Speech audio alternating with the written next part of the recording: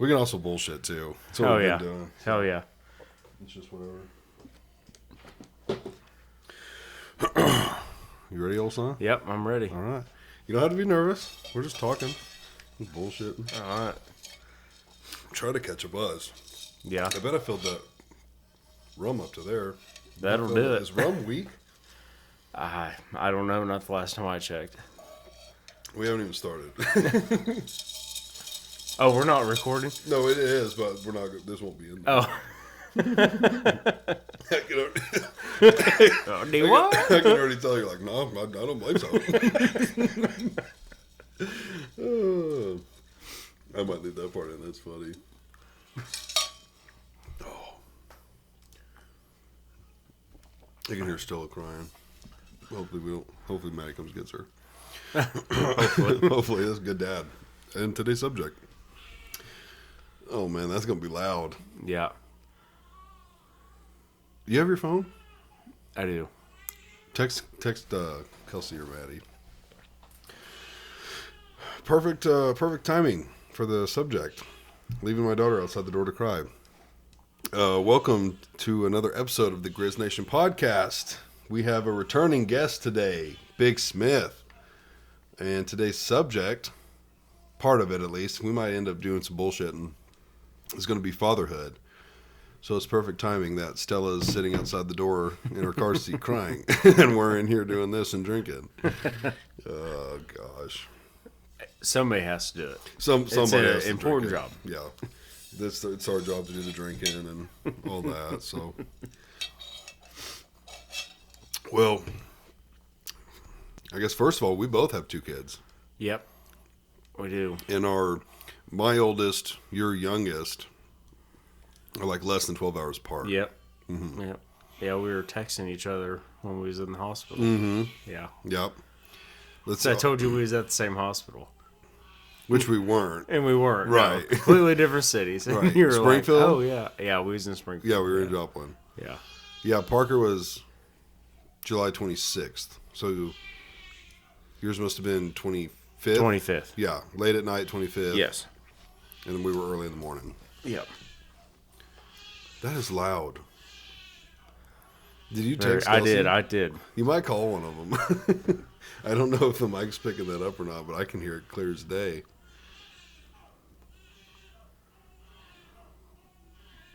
I feel like I hear one of them walking outside. Yeah, they're right there.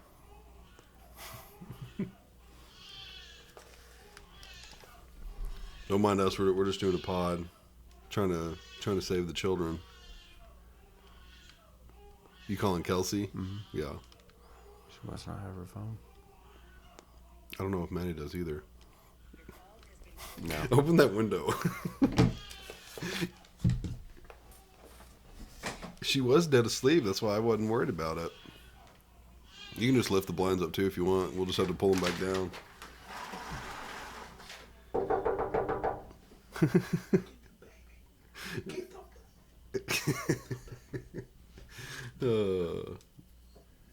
Get the baby. You can talk, Smith. It's fine.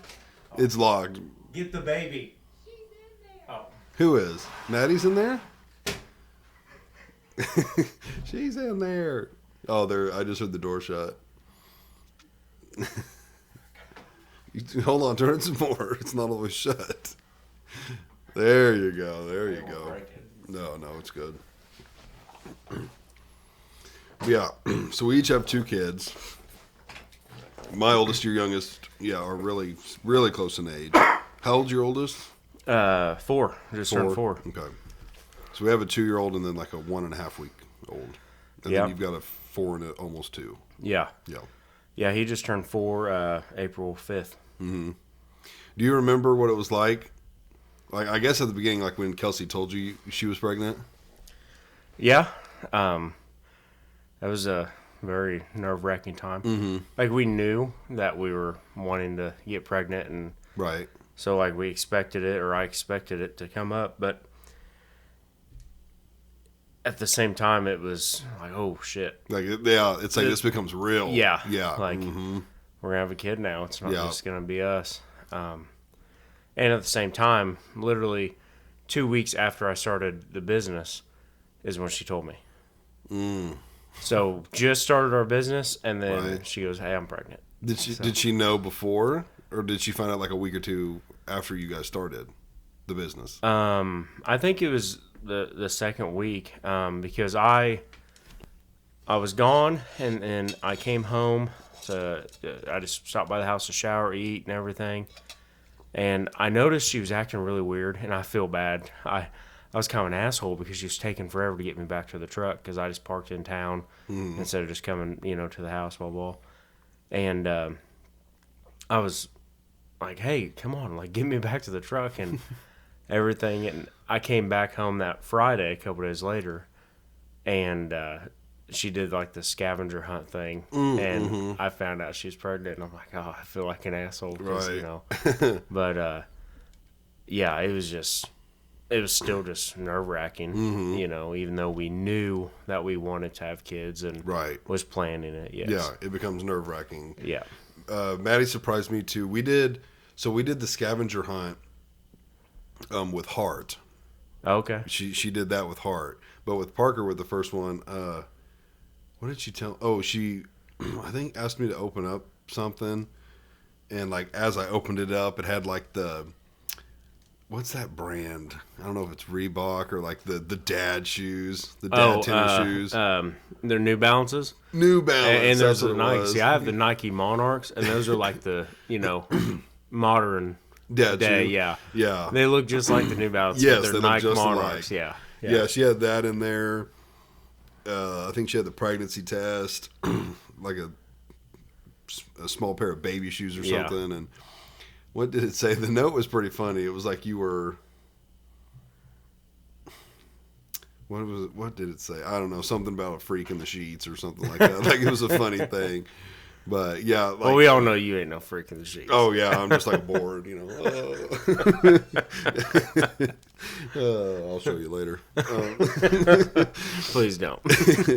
But yeah, it goes from like, oh, we're trying and everything to when it happens, it's like, oh wow, Yeah. because you realize in probably 6 to 8 months, normally they're at least 2 to 4 weeks pregnant before they find out, but in like 6 or 7 to 9 months, you're gonna have a kid. Yeah. So it is a little nerve wracking. Absolutely.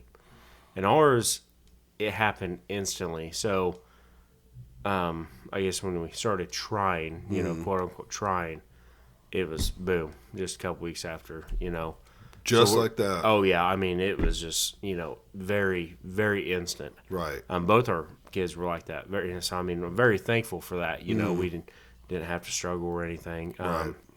But it was instant. Mm-hmm. So now that we have the two, it's time for I'm gonna get cut because Right. it's I obviously know how.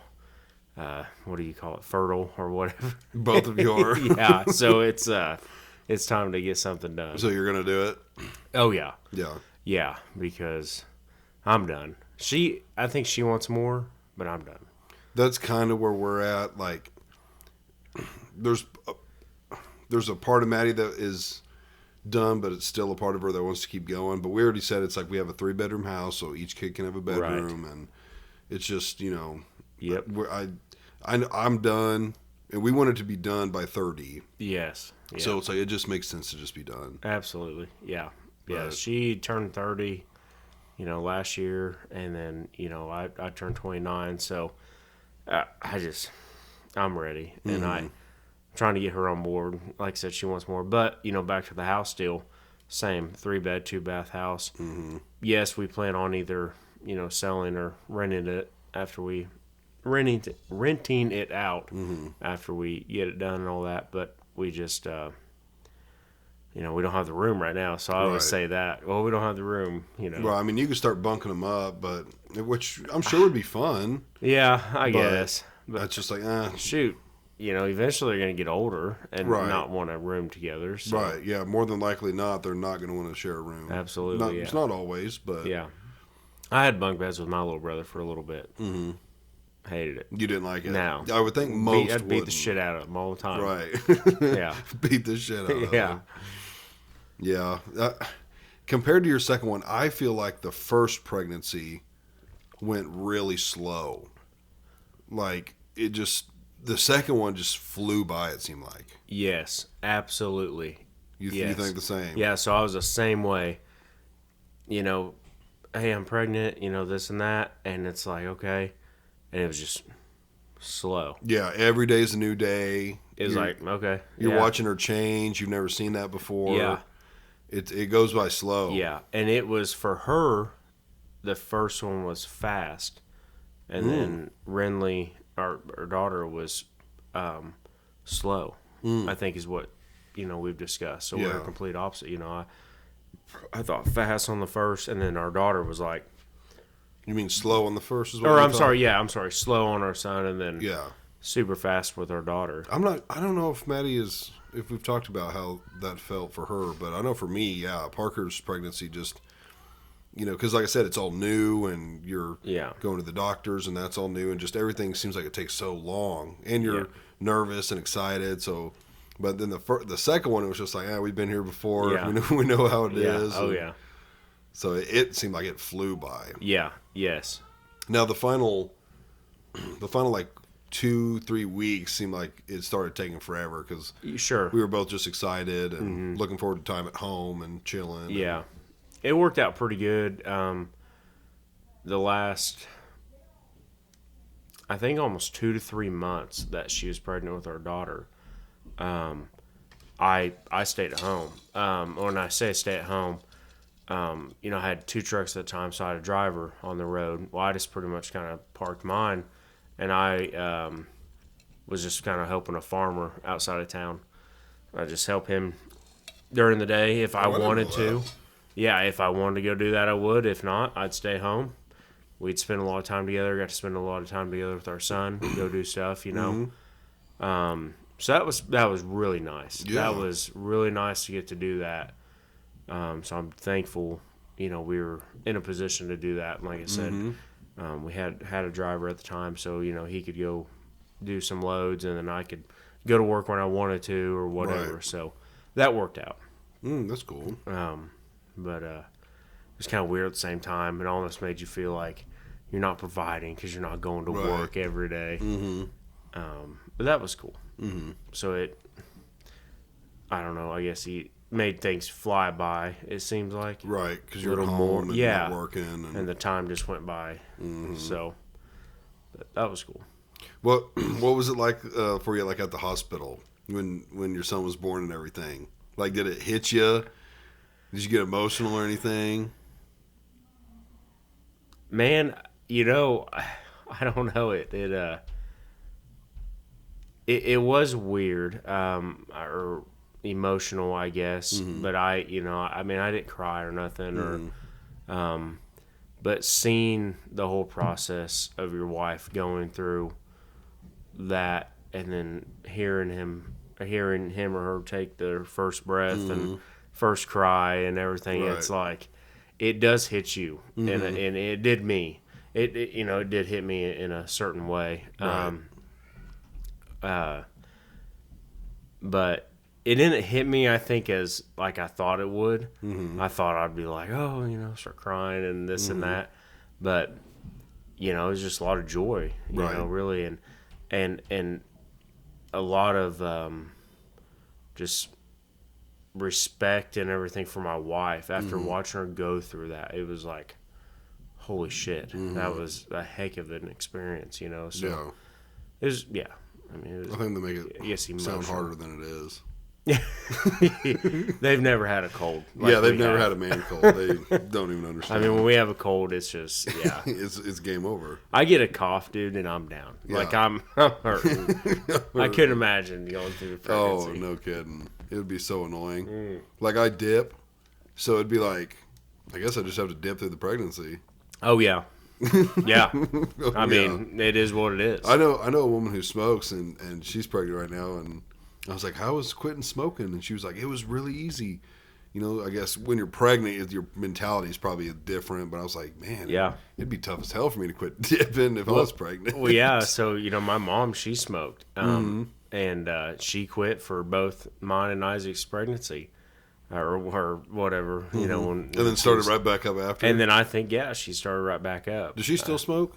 No, she quit. Man, I want to say it's been probably almost 5 years. Yeah, she quit, I think, right before my son was born. She's still smoking, though, right? I'll leave that up to you. I love. I know. I was telling Kelsey about that on the way over here. So, but no, she just quit, and I was like, "Fuck," you know, how'd you do that? You know, Right. so Didn't you quit dipping?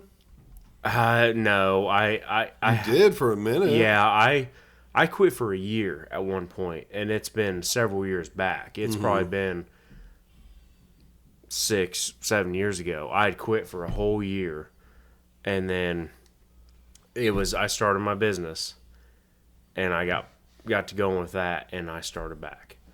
Because of being on the road and wanting something to do, or the stress? It was all of it. Yeah. It was, driving a truck for 12 hours a day, It's something to do. being gone at the time, and then something to do. Yeah, it was just all those, and then the stress. Right. The stress at when I first started was just overwhelming. It's not near overwhelming now. Right. But and I've quit several times in between. I mean, shit, I just can't. It's so tough.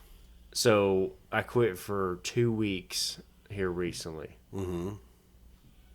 Just because? Just because, yeah, I want to. I do want to, but obviously I don't want to that bad. Well, I'll tell you how I think I might do it.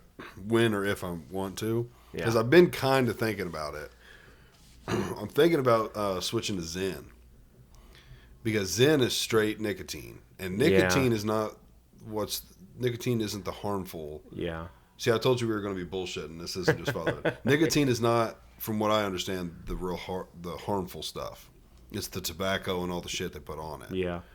The nicotine is addictive, and that's what makes you want to keep doing it, but it's not really that harmful. So I'm like, I might switch to Zen. It's straight nicotine, no tobacco, and I don't know. I need to buy their strongest one and see if it would be good enough. Yeah. I don't know. I've kind of heard some bad shit about it. Like what? You know, like it's just as bad, if not worse, than Dip. regular chew. Now, as far as the details on it, I don't know because I didn't look into it because I never really thought about. I was just wanting to completely. I didn't want the alternative. I tried the alternative one time, and it was that Outlaw brand. Oh, that has nothing in it, right? That's the no nicotine, no Supposedly, tobacco. just flavored. It doesn't do anything. Looks like chew. Yeah. But complete shit. I Yeah, mean, it was tastes expensive, terrible. and it was Yep. just like. So then I was like, okay, well, the only way you're gonna do is just completely quit. And I did okay for a little bit, and then, like I said, here recently, a couple weeks, man, and then just woke up one night, one morning, whatever. I start working in the middle of the night, and I was like, you want to get a can of chew? Right. So I don't think know. having kids has made me kind of think about quitting a little bit because of Yes. my health, a little bit because of financially. You know, Yes. it can be expensive. Oh, depending on absolutely. How much you dip. Yeah. But I'm like, ugh. Yeah, I've tried that fake stuff too. The problem is it doesn't do anything. No. It's all the mental game. Like Yeah. the act of taking a dip and spitting. Well, it's like I was messing with it, and then it was like, well, dude, I dip it, take it out after like an hour, and it's like I feel like I still need to take a chew. Yeah. Because you didn't get any nicotine. Right. So I was like, well, that was a waste of time. That didn't make me feel Sure. any better. And I've had a Zen at work from someone. I don't remember if it was the strong one or not, because I think they make like a 2, 4, and 6. And I don't know what they cost. I don't know. It might be tough. You know Jake Blackburn. Yeah. He just quit Really? like a month ago. Cold turkey. No. Holy shit. No. He did not quit cold turkey. I think what I heard is man, Jake, I don't remember. I think he might have started with Nicorette for a minute. Yeah, he did. He did Nicorette, and then he didn't like it. That's the gum. That's the gum. And then he went straight to gum, like regular bubble gum. And then that was it. And he's done? Done. Good for him. I don't know how. I don't know how That's- people quit it. No, good for him because I mean, as far as I can remember, he chewed a lot. For a long time. Speaking of Jake, ask him about his boat sometime. Oh, dude, yeah, I've talked to him about it. Yeah, Yeah, he's thinking about selling it, is he? and he was telling me about it, and I said, "Is that the boat that Smith broke the steering wheel?" And he was like, "Yeah, that's the boat." Oh man, Bro, tell that yeah. story. It's hilarious. Oh gosh, that was Nick Boggs' bachelor party. We decided to head up to the lake. I think it was Stockton, if I remember right. Was it Stockton? I wasn't there, but for some reason I thought you guys went to Table Rock. Did you go north or south? We went north, Okay, so you I'm went to pretty sure Stockton. Stockton. Yeah, Table Rock South. Yeah. Man, we left the house.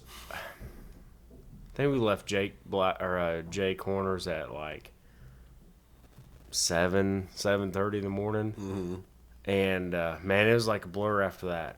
That's how early we started drinking. Right.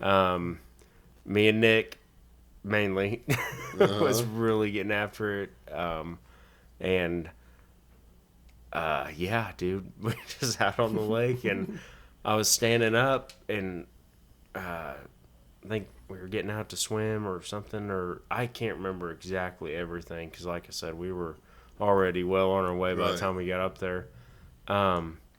And I fell backwards. I couldn't control myself, and a wave hit or something, and I landed right on that steering wheel, and you just hear Like with your body. whole body, Yeah. dude, whole body just smashed into the steering wheel of this boat, and you're, fiberglass cracking. It was Right. like instantly sober, like just Just like that. boom, because Yeah. you knew you just. Isn't that weird how you can do that? Oh, yeah. When shit goes down, you're just like, Oh, yeah. You were wasted. Now you're like, Yeah. Oh my gosh. Knew I fucked up, and I was like, oh my gosh. And I kept just apologizing. I was sick to my stomach. And, I just kept telling Jake, I was like, I'm so sorry, blah blah blah blah blah.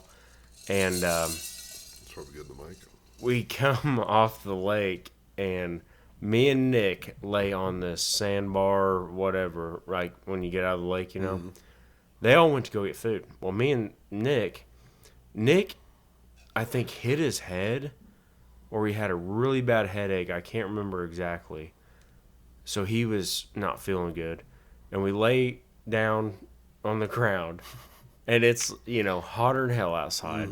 And we just cover our faces, and we just pass out. Both of you. For hours. Yeah. And they all leave. Jake, Ian, Ian. Who else is there? TJ Wright. Okay, yeah. Wow, I haven't heard of TJ in years. Yeah. Who else was there? I can't remember. It was it was weird. Was I think Ian went home early because he had to come home and do something. no No, I can't remember now. ex-girlfriend? I think so. Yeah, she was crazy. Yeah. I'm pretty sure that was the. Yes, I remember think it was. Yeah, She's so crazy. he had to Yeah, come you're home for crazy. that, and then so yeah, me and Nick just pass out on the side of this lake sandbar thing Yeah. for hours. I wake burnt. up because I hear people talking, and I pull my shirt over, and I look over, and we're right by the swimming hole area, where the yellow Yeah. ring is. Uh-huh. All these families are out there, their kids, whole 9 yards. And here's me and Nick. We look passed like a out. couple with just bumps. Like, Right. we're just laying there. Just laying in the sun, passed smooth out. And I kept, yes, Nick did hit his head because I kept telling him, Nick, don't go to sleep. Nick, don't go to sleep, because we thought he had a concussion. And he's the one who's had lots of Yes, concussions. and they, they obviously say do not go to sleep Right. with a concussion. But and he's had a shit ton. So I'd kind of like come to and be like, Nick, wake up! I'm not sleeping. Well, he was passed out, and we did that forever. And then finally, I think they showed back up to pick us up or something, or Nick called. I can't remember, but it was weird. I don't know if you ever seen the movie Castaway. Yeah. With, but I felt like that. Like, we were abandoned. Just abandoned. I'm hammered drunk. It's like noon. And I'm Why'd looking at they all these leave? families to go get food. And apparently we said, go ahead. We'll just hang back here on the beach. Yeah. Take a nap, get sunburnt, and it was wild. But yeah, there's the Jake Blackburn and his boat The story. steering wheel story is so funny. Oh yeah. I felt like such a freaking idiot, dude. I was sick to my stomach. Yeah. But yeah. But good for him. Good for you, Jake, not chewing anymore. That's Yeah, awesome. that was impressive. Yeah, there's only one other person I know that's completely quit, just cold turkey, and has never touched it since he quit. So Who's that? my neighbor, Bill, actually, both my neighbors, Dale and Bill, Just cold turkey. just cold turkey. Bill got hurt at work. He works for a gas company. Pipe blew up, broke his leg. He was basically standing on top of it. Could have been killed. Bad situation. Chewed a can, 2 cans a day. Completely quit chewing. Like, doctor said, hey, your healing process, blah, blah, would be easier without alcohol and tobacco, so, blah, blah. Completely quit chewing. Dale, I think his wife had smoked, and he chewed, and they, I think, together just decided, hey, let's quit this. And they just both just quit. So, good for them. Like, that's impressive. I guess after like 2 to 4 weeks, it would be easier. But like the first week would just have to be brutal. Yeah, I'd love to say that it was easier. I quit for a whole year. Mm-hmm. Literally, a whole year. And then just, But after a couple weeks, was it easier, or like the whole year were you just like, man, I could dip at any point? oh, not really. Yeah, I guess it did get easier, yeah, after a while. What got hard for me was going around people, like when we drink. Mm-hmm. But for the most part, just got used to it. Right. Just used to not doing it. Mm-hmm. Yeah. I don't know. A buddy I work with, he quit for like a week and didn't know it until I went up to him and I was like, I think I forgot my chew that day or something. I was like, hey, can I bump a dip off of you? He was like, man, you're going to think I'm lying to you. And I was like, what? He's like, I quit chewing. I was like, no, you did not. And it had been like, well, I think it had been a week that day. I think he had quit on like the Thursday before, and this was the next Thursday. And he's like, I haven't had a dip, but he's like, I'm not going to make it. Yeah. He was dipping by like Friday. Oh, yeah. Yeah, he Yeah. told me, he's like, dude, I'm not going to make it. I can't. But when you do it at like certain times in the day, and then all of a sudden you're not, it's just like, that's when it really hits you. Yes. Because it's like, okay, every morning at 6:30, like Yeah. that's when I take my first dip. Yeah. And so it's just, it's so hard to break that. Oh, yeah.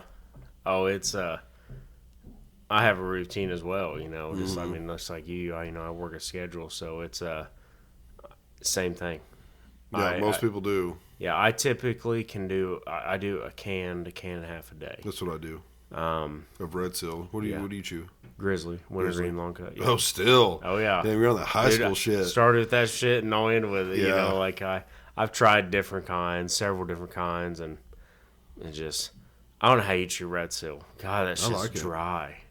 I don't think it's that dry. Yeah. I also, okay, it's a little drier than the rest, but I like that.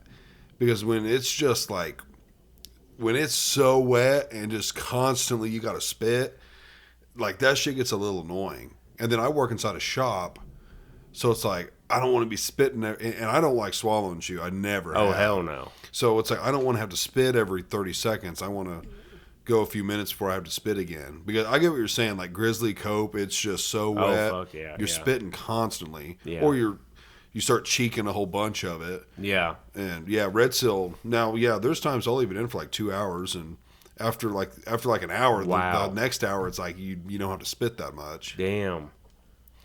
That's impressive. 2 hours. So my first chew of the day is always the longest. I would agree with that. Yeah, Yeah. I can typically put it in, when I leave Mount Vernon, and then I'm up in typically, shit, dude, almost to Kansas, which is almost basically a couple hours. Well, it's more than a couple hours, but about a couple hours. Mm-hmm. And then I'm like, oh, I guess I'm gonna spit my chew out. Yep. But after that, it's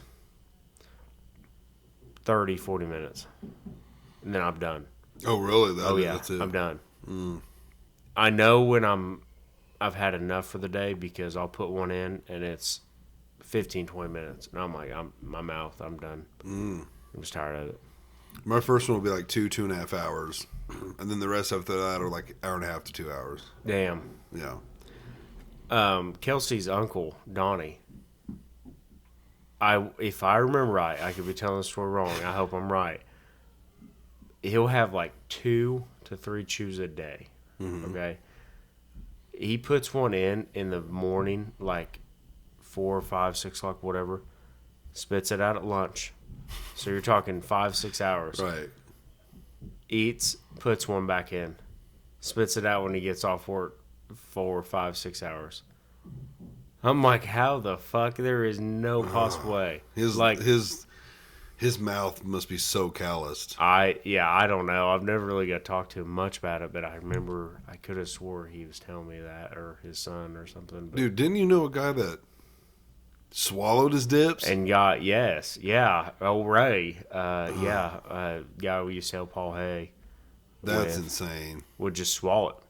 Spit and everything. Like, not just his spit, but the whole thing. And, like, that's when his chew was gone, after he just swallowed the whole thing. Dude, if I get, like, just a fucking, like, little, whatever, glimpse or whatever hint of spit in my throat, I'm gagging. I'm like, ah! Yeah, dude, I don't understand. Well, Jake was like that. Yeah. He swallowed all of his dip. Oh Not the dip, but the spit. He just swallowed it. Fuck that.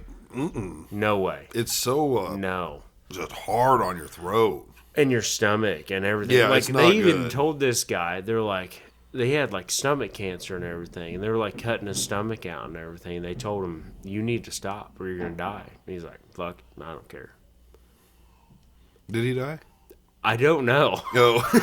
I probably don't know. Probably. I mean, Yeah. that was, over 10 years ago. Right. I imagine if he was already in that bad of shape. So, I mean, yeah, oh no. That's so brutal. I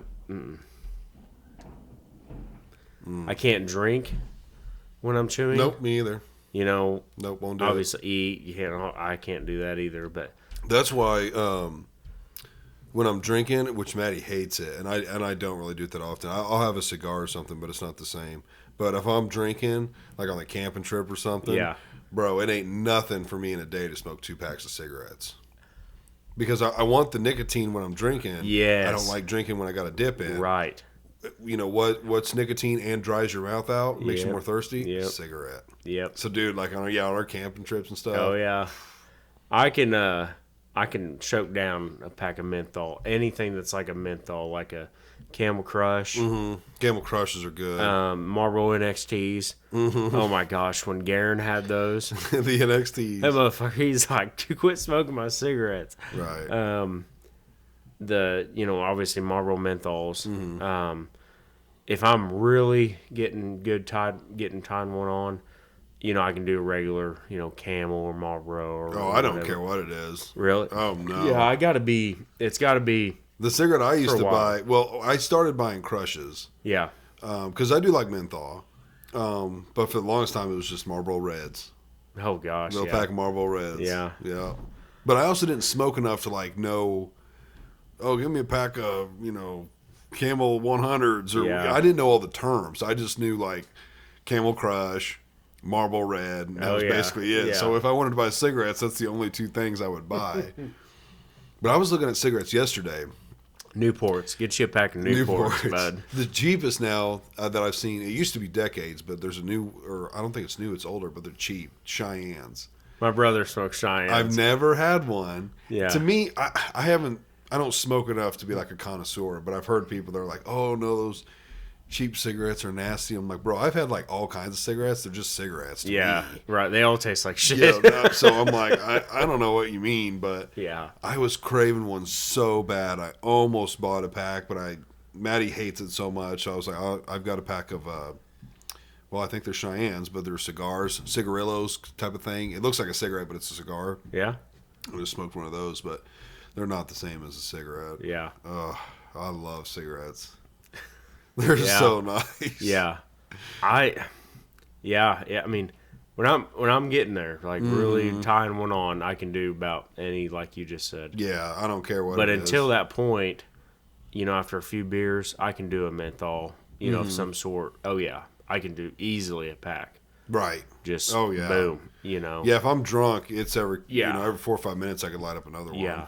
Sober, man, I've got to be like in a mood, just pissed off or like stressed. plumb Sober, out, I'd just want like one and I'd be right, done. right. Yeah, I could do But- one or two cigarettes and be done, but it's weird. You know how, like my brother, like Isaac, he smokes and chews. I work with a guy that does that. Yeah. I'm like, bro, that's crazy. Like, fuck around, bro. What is going on with you? Yeah, that's crazy. But or he's got smoking those Cheyennes. smoking with a dip in. Yeah. It's like, bro, you're yeah. going through something. Yeah, I'm like, who hurt you? Yeah. Yeah, like, What's her name? oh yeah, Who hurts you? My little brother, he's got the Cheyennes, he's got the Grizzly, he's got the damn Coronas. It's like, Who hurt you? bro, That's a lot. You I've good? done it before while not drinking, because again, I don't like drinking with a dip in, but drunk, and it's like put a dip in, someone's got a cigarette, it's like, yeah, I'll take a cigarette. oh yeah, But to do it on a daily, it's like, that's wild. yeah. I have never. I don't think I've ever seen him do both at the same time. But he does have at all times a pack of cigarettes, can Yeah. chew on him. Well, that's what I was about to say about cigarettes. When I was looking at them, really contemplating on buying a pack. Babe, I didn't, so don't put your panties in a wad. I was And looking at women. the prices, and I was like, oh, and this was at a gas station, not the smartest place to buy that stuff financially. But I was like, holy shit. Cigarettes are insane. Yeah. The most expensive I saw was at least $8.50 for a pack. Yeah, Now the Cheyennes were like $2.75. right. And I was like, well, that's probably the one I'd buy because it's $2.75. Yeah. But I was like, who's buying the $8 one pack? Who's Yeah. buying the $8 pack of cigarettes? And who's buying them by the carton? Yeah. Oh yeah. That's Fuck, wild. dude. Yeah. Was there 10 packs in a carton? I or think something? 10 in a carton. So yeah. After tax, it's $100 probably, close to $100 after tax. Yeah. At $8.50 a piece. I'm like, dude, that's wild. What about chew though? In high school, I remember paying $1.84 for a can of It's Grizzly stupid Winter. now, $1.84. Yeah. Now if they say 3 something, I'm like, oh fuck yeah, that's cheap. Yeah. Red Seal used to be for a roll like $14-15. And Yeah. each can is 25% bigger than a Right. standard Yes. chew can. They're Yes. the biggest can They're there old. is. Yeah. Except that freak bigness Grizzly can they came out with. Oh yeah. But I bought bought one of those just for the I hell think of it. I bought one time too. But as far as a standard can, it's 25% Yeah. bigger. So that means each roll you're getting 1 1/4 extra, Yeah. and they were like $15. Well, Yeah. everyone else was like 20 to maybe 25. Now they're 20 plus. Yep. So I thought about switching to something else, but everything else is the only thing cheaper right now is Dexter. It's like a new brand, and I've heard it's dog shit. But I was like, I don't know. That's when I started thinking, well, maybe I should Dexter? switch to Are you sure it's not Cougar? no Dexter. Yeah, it's like a new, I'll pretty take new one. brand. There was a brand that was really cheap called Reds for a minute. It's still out, but its prices already went up too. Yeah. Have you had Cougar, No, never even heard of Cougar. bro? Never even seen it. Yeah, and it has a Cougar on the can. It says Cougar. Tastes just as good. You got your old one? I'll throw it away. Cheaper. So Compared to Grizz. Mm-hmm. Ooh, that's probably I haven't bought it over and over. But you tried it? Mm-hmm. I almost thought about trying the tubs of Longhorn or Or Stoker's. Stoker. Oh yeah, Stokers. But I was told shit. that it's just as expensive. But I didn't price it, so Maybe I it don't know. is. Yeah, if you break it down can by can. A tub is 10 cans. Is it okay? Mm-hmm. Okay. But Stokers, have you ever chewed Stokers? Yeah, it's real hairy, isn't it? Yeah, it's real long, stringy, and then Yeah. they have Stoker's leaf tobacco. I don't like leaf. I don't anything either, leaf. man. I tried and You know what leaf does? It's just like the fake tobacco. I'll put the leaf Yeah. in and I'll chew on it. Hour, half hour, whatever, take it out. Literally be like, dude, I still need to take a dip. Yeah. It's like I don't get any of the nicotine Yeah, from that leaf stuff. I don't care for it at all. sure. And I've tried Beech Nut and Levi Garrett. Oh, yeah. I know tried there's all some of more, them, but yeah. I didn't like any of them. They weren't for me. Old Beech Nut. Good Money Twist. You ever do a little Good Money Twist in No, high it's school? like plugs and stuff. I never did those. So I did Good Money Twist in high school with Jason. He told me about it. You know Jason and his wild fucking adventures. So Oh my, yes. he, we were talking about chew, and he's like, you need to get you some Good Money Twists up here at the Ramey's. And, you know, at the time he could buy it. So I said, all right, go in there. And he comes out, and it's like laced like a U or whatever. And it's all laced together, you know, wrapped up.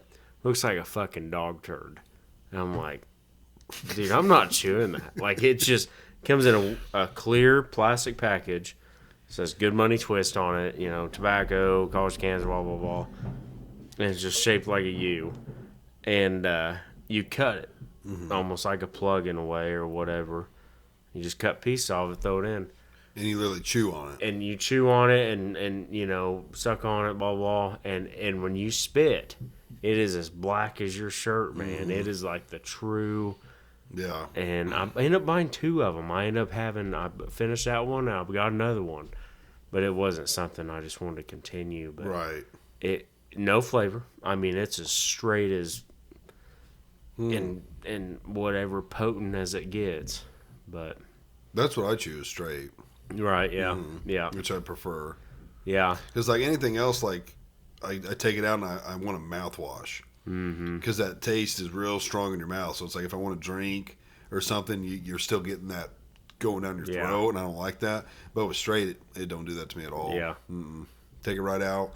You know, flick your tongue. Yeah. Spit a few times. You're good to go. You little Yeah.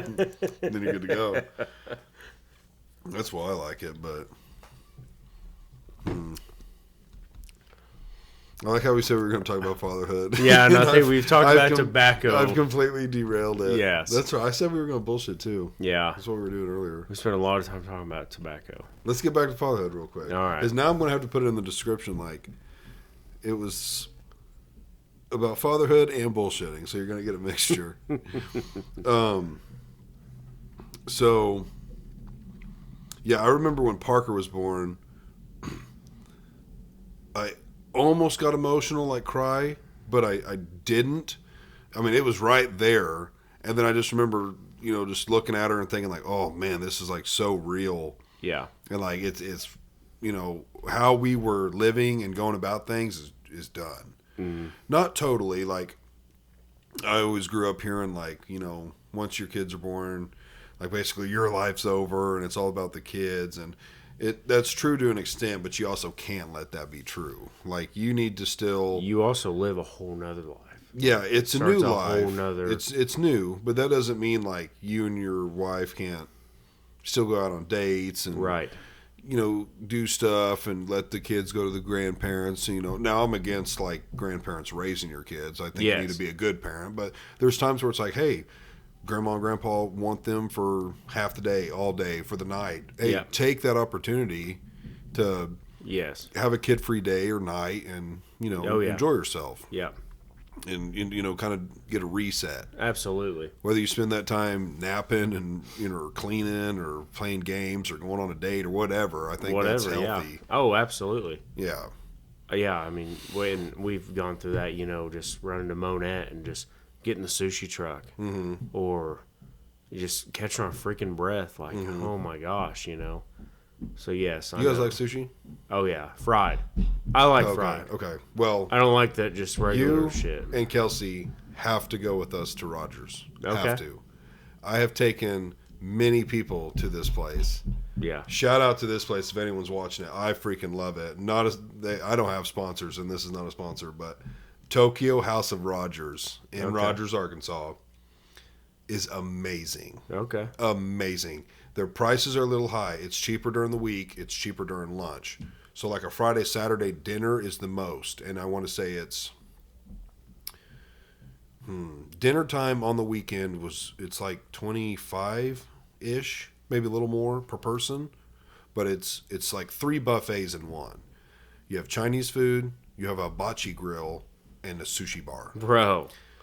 It's to And it's a die buffet. for. Yes, Holy sushi shit. buffet. Oh, It is dude. to die for. I've had a buddy from work go. I've taken my sister and brother-in-law. I've taken my dad. I've taken my 2 other brother-in-laws and their ladies. I've taken some buddies. Yeah. I mean, everyone loves it that we take there. Actually, one of my brother-in-laws yesterday was like, dude, ever since we went there, I've been thinking about it. We might go tomorrow or next week. Yeah. But you and Kelsey should go with us. It's so freaking good. Their Oh, yeah. sushi bar, I mean, they must have, between sushi and sashimi, they must have 20, 25 different kinds, maybe 30. Bro. And some fried. You know, they have probably 6 to 10 I was fried. fried. Has fried in there. Yeah, they have fried ones too. Of course, the sashimi's not. Sashimi, What I is believe, that? is just fish and rice. Oh, okay. So they'll have like a piece of crab or shrimp or tuna, like on a little bed of rice. I like sashimi. It's not as I like sushi more, but I prefer raw over cooked sushi. Of course, real sushi isn't cooked, but Right. it's still called fried sushi. Right, but yeah, I yeah. like fried too. Yeah. But dude, for $25, I mean, I am gluttonous when I eat there, dude. I mean, I'm talking like a plate and a half of just sushi. Yeah. Pure sushi. Yeah. Like I get my money's worth because Oh, yeah. anyone who eats sushi, you go somewhere to buy it, it's Ain't fucking cheap. expensive. Yeah. It's So like I'm like, $50 dude, for me and her to eat at the sushi truck. Oh yeah, if you want to get full on sushi, Yes. because you can get like you and your old lady could split like a California roll for anywhere from $8 to $12, depending on how big or where you go. And it's like, dude, I could eat like 5 of those by myself. So if you Yeah. go to a buffet, $25, it's like, dude, I'll get my fill. Dude, yes. Because we'll get 2 rolls a piece at Right. the sushi truck. It's You know? expensive. Yeah. And then me, being the fat ass I am, I got to have the lo mein noodles and then some crab rangoons. Right. Well, bro, you're looking at. I remember, back to almost the fatherhood thing, right before. Oh my gosh, I don't know if it's Rexton or Renly. I think it was our son. Yeah, Rexton. We, it was just a couple weeks, maybe in a week. I don't know. Right before he's born, we went to the sushi truck in Monette, and dude, we ate like we were getting ready to go to the electric chair. I mean, it was like 2 or 3 rolls a piece, noodles, crab rangoons, Right. extra yum yum sauce, dude. I mean, you're talking like $60 at this place. Well, we go park behind the old O'Reilly's, and dude, we're eating right. And like I look up, the windows are just completely fogged over because we're just breathing so heavy, Right. just shoveling Shoveling it She's down. 9 months pregnant. I look like I'm 9 months pregnant, so I'm just eating this shit. And we laugh about it to this day. Like it was just one of the moments just right before we had him, and Right. that was like last date or whatever you want to call it. and Right. just chowed down. But yeah. Bro, That you was- guys got to go. We got to plan this. as soon as Oh, we're done. absolutely. Yeah, I'd It's- be down for it. And then their freaking dessert is so good. Yeah. They have homemade ice cream and homemade sherbet. And then they have a bunch of other stuff on the buffet, but my favorite is they've got this like frozen cheesecake. Oh, bro. It's not quite frozen, but I mean it's so cold. Oh, I'm a It's a- cheesecake eating fool. oh, it's good. I love it. Dude, it's good. We have to go. Hell yeah. I've never even got the hibachi, so normally what I do is get like 1 to 1.5 plates of sushi. And by then I'm so freaking full. I'm like, oh, I'll go Right. get some Chinese food because they've got some other really good stuff on the buffet. And I'll go get some Chinese food, and then after that I'm like, I ain't got no room for Yeah. hibachi. But Maddie gets in, it looks good. Yeah. But you know what hibachi is? Yeah. Oh, yeah. Yeah. Yeah. Yeah. Oh yeah, it looks good, but I'm such a whore for sushi. On the sushi. Yeah. Yeah, I can't help it. Hell yeah, man. That's Yeah, we have to awesome. go. It's so good. Oh yeah, I'm down. She was eating sushi while she was pregnant. Kelsey was. Yeah, you can eat like a certain amount. Can like, you? It wasn't like we just eating every week. I don't know the specifics. I always know Maddie was like, I can't have sushi. I think you can eat like Oh, I'm sure you can. And, Hell, you know, there's like- ladies that do meth while they're pregnant. Yeah. I mean, I fuck, don't think a little sushi's gonna hurt. no, I went and bought a fucking refrigerator. Well, when we was living at Caleb's, I went and bought the beer fridge. Yeah. Remember? Wait, The beer. So we had the refrigerator in the in kitchen. the kitchen. Yeah. Oh, And then the beer fridge that sat towards my room. Yes. Yeah. Yes. So I went and bought that fridge from a lady out of a storage unit across from Angus Branch. Mm-hmm. And we show up, and I get out, and this bitch gets out of her car, and she's about to pop. I thought we was going to have that baby right there. Right. And she's looking at me, and then one eye is plumb off in the damn acreage over here. Right. And she's fucking about to pop. Right. And smoking Marlboro Red 100. I've seen that too. And I'm like, I wanted to say something so bad. Right. Like, what is wrong with you? Right. I bought the $75 fridge, and left, and I got in the pickup, and Kelsey's like, is she fucking smoking? I was like, I'm pretty sure she's smoking. Yeah. That's But- wild. Yeah. So, I've seen it too. yeah, a little sushi, a little deli meat here and now. I mean, hell. It's gonna be fun. I think they'll be all right, Oh man, So- dude, now I'm craving it. It's so freaking good. We, both kids, after they were born, we celebrated with Emo's Pizza. Emos. It's in Springfield. Okay. I don't even know how to explain it. It's so fucking good. Emos. Where's it at? IMOS. It's in Springfield. I think there's a couple locations. Okay. Never even heard of it. Got like this special sauce. Like it's not like a regular, marinara sauce or cheese sauce. It's like a mixture in a way, and it's weird, but so fucking good. I get the biggest one that you can get, Yeah. and we end up eating the whole thing. Just like the day, like the baby's born, or the night. Like we just would eat the whole thing throughout the day and night. And Right. In the hospital. yeah, in us. It was just kind of like our meal that we would get. Never even heard of it. We'll have to look it up. But we barely go to Springfield anymore. Oh yeah, yeah. Now for Mount Vernon, like again, Bubba and I were talking about this yesterday. For Mount Vernon, it makes sense. But where we live, Springfield's like 5 minutes further than Rogers. Okay. Oh, is it really? Okay. Yeah, from here. Wow. Because we can hop on 49. Oh, yeah. Or go straight through like Stella and take like more of a direct path. But yeah, it's either 5 minutes faster or like right at the same compared to Okay. Springfield. Rogers is way cleaner. Yeah. Honestly, I think it has more to offer. And then if you drive another 15, 20 minutes, you're in Fayetteville, which is like a Kansas City. Yeah. Oh, yeah. And so, yeah, we hardly ever go to Springfield. Yeah. We went up there this week to go to Wonders of Wildlife Yeah, with the yeah. kids. But, yeah, besides that, like, there's no reason we go up there. Yeah. We just go to Rogers. Yeah. It's just so much cleaner. Oh, yeah. Oh, yeah. Yeah. Springfield is trashy. Yeah, it's pretty trashy. There's a lot of places just getting trashy, man. It's a fucking weird. Springfield's definitely one of them. Yeah. Absolutely. But I want to. Speaking of that, I do want to go to the Wonders Wildlife sometime. It's good. Sounds awesome. so we got there, I think, 10:30ish, 10:45. It opens at 10. Okay. And we bought passes to the whole thing. So there's the like aquatic thing. Then there's a museum. And what else? I don't know what all was considered part of the museum, but there's like an animal thing. There's like a history thing. That's probably all in the museum. So, okay, I'm going to say there's two things. There's the aquatic part and the museum part.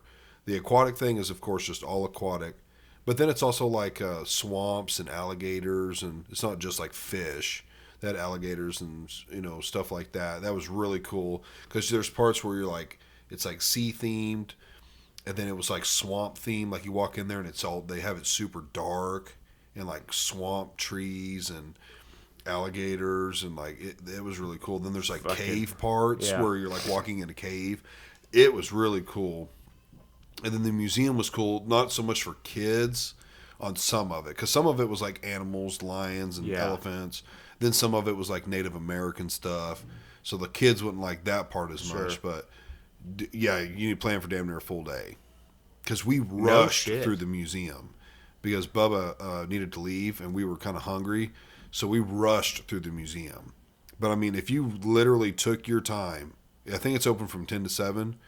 If you took your time and really looked at everything in the museum and read stuff and it would take from 10 to 7. Holy shit. Yeah. Now And with you're not children, guided, they're not going right? to be able to last that long. Right. That's So just it, we kind of yeah. rushed it. They were hungry. But like if you went in as an adult, it would be a 10 to 7 thing. Because there was like so much in the museum part that we didn't read. And they have employees set up to like, hey, you know, do you want to know why we have this statue? Or, you know, like stuff like that. They'll tell you about it. And yeah, there's not enough time. Not with kids. But it's cool for kids. I mean, they love all the animal stuff. Do they have a shark in there? Yeah, they have multiple sharks. Yeah. Like Yeah. live sharks. And they also had, Real live we took fucking sharks. We took a picture of one. It's probably, the mouth of it was probably 4 to 5 feet tall, like fully open. Like we've got a family pictures of us in it. And then I went up to it and like laid on the lower jaw like it was, like I was dead, like it had bit me. I mean, it was big, Yeah. just on display. So but you seen real life big fucking sharks just swimming around. Wow. You can dive with them. I found that out. There's a diving thing where you have to pay for it. I don't know what it cost, but you can pay to get in a cage, and they'll take you in there when they're feeding them. And Wow. yeah, I I was bet like, that's that'd pricey be as dope. hell. It probably, But it would is. be badass though. Like Yeah, and they had people diving stuff like you see on the movies. there was one exhibit we walked up to, and they had a lady out front, and she was kind of there to like answer questions and stuff, but she was also there because they were about to feed them. And I guess she said most of them get fed early in the morning, but for whatever reason, these fish are not, and they have to be hand fed. And so they had 2 divers get in there, and we got to see them get in there and feed them, and she was explaining what they were doing, and Man. kids love it. Yeah. They really love it. Of course, our youngest, Stella, she had no idea. She don't know what the hell's going on. She's Yeah, freaking half old, sure. but Parker really liked it. Yeah. Man. And try and go during the week. Because I had time off, we went on like yeah. a Tuesday. Yeah, yeah.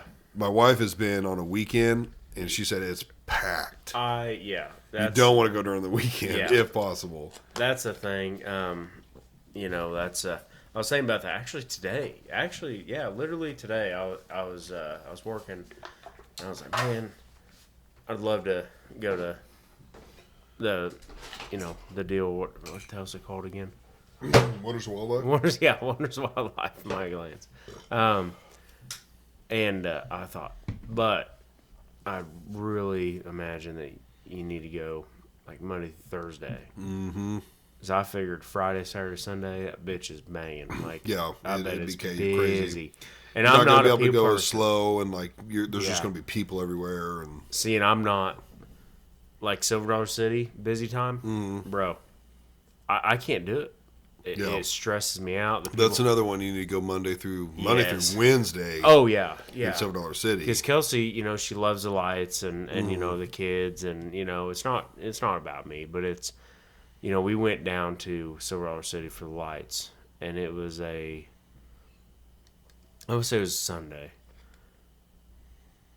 Dude, I can't do it. Like the shoulder to shoulder thing, and Yeah, it's pretty annoying. and not being able to move and this and that. And once again, I know it's not about me, but it's like, holy crap. So I love $7 City, but I'm with Really? you. I hate it on the weekend. I Okay. want to go Monday through Wednesday, okay, but I love it. But Yeah. I love I the do smells, like it. Yeah, all the cooking down there. yeah, oh yeah. Like I like it. The yes. scenery. Yeah, yeah. Roller coasters, which is starting to get concerning for me. Last time I went there, bro, I was millimeters away from not fitting in a couple of the rides. Yeah. Not my gut, Yeah. my chest. Yes. Bro, they were pushing down on me, and it wasn't even touching my stomach yet. What ride was it? I believe there was, I think 2 of them. Please say Time Traveler. Time Traveler. Hold on. No, because Time Traveler is on the waist. I was okay with that one. It was the over-the-shoulder ones. It was the Swing and Wildfire, Really? where it comes down, and they have to like cinch it down. Yeah. Okay. The bottom part of the thing that comes down wasn't even on my stomach, and it was hitting up here, and they couldn't Yeah. get it to click. Yeah. And I was like, bro, this is insane. Like, I'm not that fat. My stomach's not even hitting. Yeah. It's my chest. Yeah. And so they're like trying to kick it. So I'd have to go, like, breathe all my air out. And then they could get like 2 clicks. And then it was like just squishing my chest. Fuck. I was like, dude, this can't keep happening because I love roller coasters. I do too. We went last year with my mom and the kids and her husband. And me and Kelsey decided we want to ride a couple roller coasters together because it's like, dude, we never get to do this. It's not like me and her just load up and go to Silver City by ourselves. Right. And we rode, I think, Wildfire and another one, and then Time Traveler. I think it's Time Traveler. I think. Is it kind of by the swing? Maybe. I can't remember. Well, I'm thinking Outlaw Run. You're right. Time Traveler is over the chest. Is it? Yes. Okay. So Outlaw Run, I believe, is a waist cinch. Okay. And Outlaw Run is the one where you freaking spin and shit, or you can go down backwards or some shit. Like you have to climb a really tall tower. Yeah. That is Time Traveler. That one's really good. That's probably their best one. It's phenomenal. Yes. If you can ride. Weren't able to? No, I got on it, and like I've rode it, but I got on it this time, and like I'm sitting there trying to. No, this was a waist one. Maybe it's Outlaw Run then. It was a waist because maybe it was Outlaw. I can't remember, but it was a waist one. And I'm trying to put the seatbelt on. I look at Kelsey. I'm like, I can't get my fucking seatbelt on. And she's like, oh, they got an extender. I'm like, oh, okay. Okay. Like, I don't want the extender. I don't want to fucking be like, I don't want to be fat. Like, right. And I'm like trying to do it, And the guy comes over there. And it's embarrassing because you have all these people in line. And they're just standing there. And I watched, it seemed like bigger people than me get out of it. And I'm like, what the fuck is going on? I'm trying, I'm doing everything I can. This guy comes over, so he's like in my business. Like, I don't like that. And he's like, here, let me try to get it. He's like, suck it in. And he's like, suck it in. Right. And these people are like standing there. And I'm like, just forget it, dude. Like, I just forget it. And he couldn't get it, obviously. And they didn't have an extender. And Kelsey's like, you guys got an extender? Like, don't ask him. Like, I don't care. Is that a thing? I don't know if that's even a thing. That he didn't say. Yeah. So you had to get off. Yeah. And you know how embarrassing that is. I The whole could ride imagine. loads up. Right. And then here your fat Did ass Kelsey is walking ride? off. No, she got off. Oh, did she? I would have rode. Because she was on my I was like, I'll see you, bitch. She was on this side of me, Right. which is the side that gets off. Right. And I'm like, fucking, like, I'm about to push her down, trying to get out of the ride. Right. Like, it's embarrassing. Yeah, it would be. And I look around at the people and it's like, have I gotten that fucking big? So that was part of my reason that I actually started working out and everything. Right. I was that big, but it was like, holy crap, like. So yeah, that sucked. I haven't had that happen yet, but Well, don't get any more weight. I could imagine. Oh, dude, it was. I know a couple of the waist ones were tight, but we were getting them. Oh, I couldn't even. I mean. But the chest ones were the ones where I almost wasn't fitting. But I mean, I wear a 38 waist. I wear a 36, I believe. 36, wow. And I was like 34 in high school. Yeah, I think I'm a 36. I mean, gained a lot of weight, but hell, dude, a year ago, not even a year ago, like 7 months ago, I was 312 pounds. Yeah. And now I'm down to 275. But I was like, dude, you got to do something. Literally just been going to the gym. I go to the gym. Yeah, I go to the gym. I try to go twice a day for about twice a day. Yeah, so about 3 or 4 months in a row. Because I go to work in the middle of the night. I'd get up at 10, 11 o'clock at night, and I'd go in and I'd do 100 flights of stairs, and then go to work. Take a shower, go to work, and then after work go in and lift, and then I would do another 100 flights. And I was like, damn. I was like, you've got it. So 12-hour day, 600 miles a day driving, and I was going twice a day. I mean, I was miserable. I was like, you've got to do something. My blood pressure kind of got up a little bit. I was like, it's time to, you got to make some changes. And obviously the kids, I was like, I don't want to be that fat ass dad at the ball games and everything else and blah blah blah.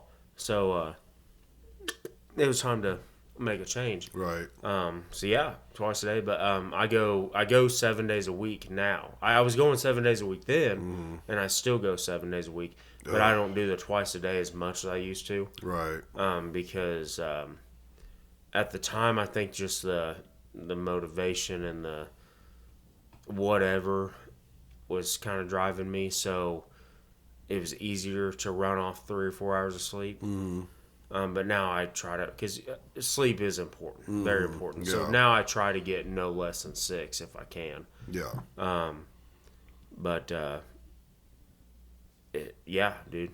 I mean, I just see how I had to start going. I have a gym membership. Ian bought like a family one, and Maddie and I are on it, but I just need, I want to go to the gym with someone. Yes, so that was my. I don't want to work out by myself. Yeah, so that was my thing. I up until the point that I decided to start going to the gym. I'd been kind of working out at home, walking. We bought a treadmill, the usual, American thing. Bought a treadmill, used it for a while. Then the some bitch just sat. I was going walks down the road, this and that, and I was seeing no results. Tried changing up eating a little bit and this and that, and it just. But I went to a buddy of mine's house one night, and I walk in the garage. The garage is full of people. The first person I noticed was the dude that was in shape, and I've seen like TikToks and videos of this. Who's the first person you notice when you walk into a room? It's always going to be the person that's presenting themselves well, looks good, in shape, most of the time. Right. I mean, that, for me, it is anyway. So, first person I notice is this dude that is just jacked. Now you're rock hard. Yeah, and I'm like, cool, And anyway, like, the night's going on, and I start talking to this guy. His name's Trevor. We're talking and everything, and I end up just telling him, I guess I just had enough beer in me, and I was like, hey, man, dude, you're in pretty good shape. He's like, yeah. And we started talking about his journey. And I think he's 2 years in now, almost 2 years. He lost 72 pounds in 1 year. Damn. Yeah, and he had said that, man, he got up, being pretty heavy. He went to pick his kid up one time on the monkey bars and barely pick him up, and he's like, dude, it was time. And we just got talking about his journey and everything, and it motivated me. So that Monday, I texted the guy that hosted the party, and I said, hey, what is Trevor's number, blah, blah. I texted Trevor, and I was like, hey, man, kind of inspired me, blah, blah.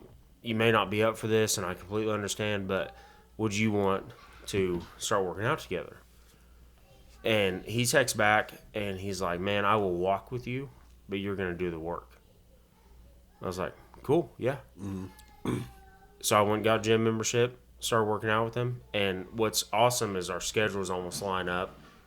He's actually a preacher at a church in Mount Vernon, and he's got a pretty flexible schedule, so he gets to go work out, certain times of the day.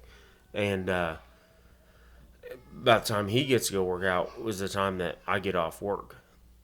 So I was like, I'm just going to make it happen. Right. Because there was no way I was just going to step foot back into a gym by myself. That's how I am. After working out in high school every day, Yep. college, I worked out in college every day. I came home and I just quit. Got a job, and I didn't step foot in the gym for 10 years. Yep. And started working out with him, and about a couple months in, now I can go by myself. Like, it does not bother me. Go in there, I do my thing, and go on. But he's walked with me through the whole thing. And we still work out almost daily together. There's, some days we don't get to or whatever. But that was one of the best decisions that I've got to make. As a father, a husband, health-wise. Like, it was so much bigger than just, health. Right. And That's get in where better I'm shape. that's where my mind's at Yeah. with it too. I just don't want to go to the gym by myself. Right. It's I completely hard understand when you that. haven't been to the gym in a while to just go in by yourself. Oh, yeah. Because it's like It's embarrassing. gym people can be, and they shouldn't be, but I feel like a lot of them are very judgmental. Yes, it feels yes. There's also a lot that aren't, and they're Right. really nice and they'll help you. Absolutely. But there's definitely a lot where it's like, look, they'll like, well, what the hell's he doing? Yes. It's like, bro, I'm like out of my rhythm. I haven't been in here in like 10 years. Yeah. I also beat your ass right now. Absolutely, yeah. Like so, when I remember going in that first day, and nerve-wracking. even several days after that, a month, 2 months, like, dude, I just felt so judged, and I was 312 pounds, and wasn't very strong anymore, and I was just embarrassed. How much strength did you feel like you lost? Like, Oh. did you max out from the get go, or were you not worried about that? No, so yeah, the workouts we do, I have not maxed out one time.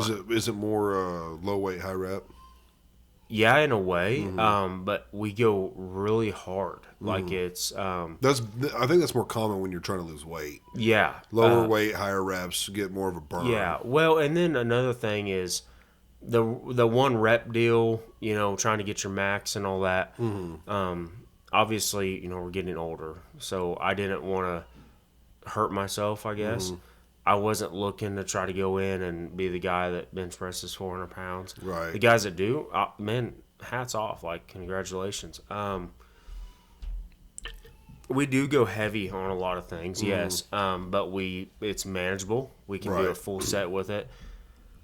I am stronger now than I was in high school and college. Right.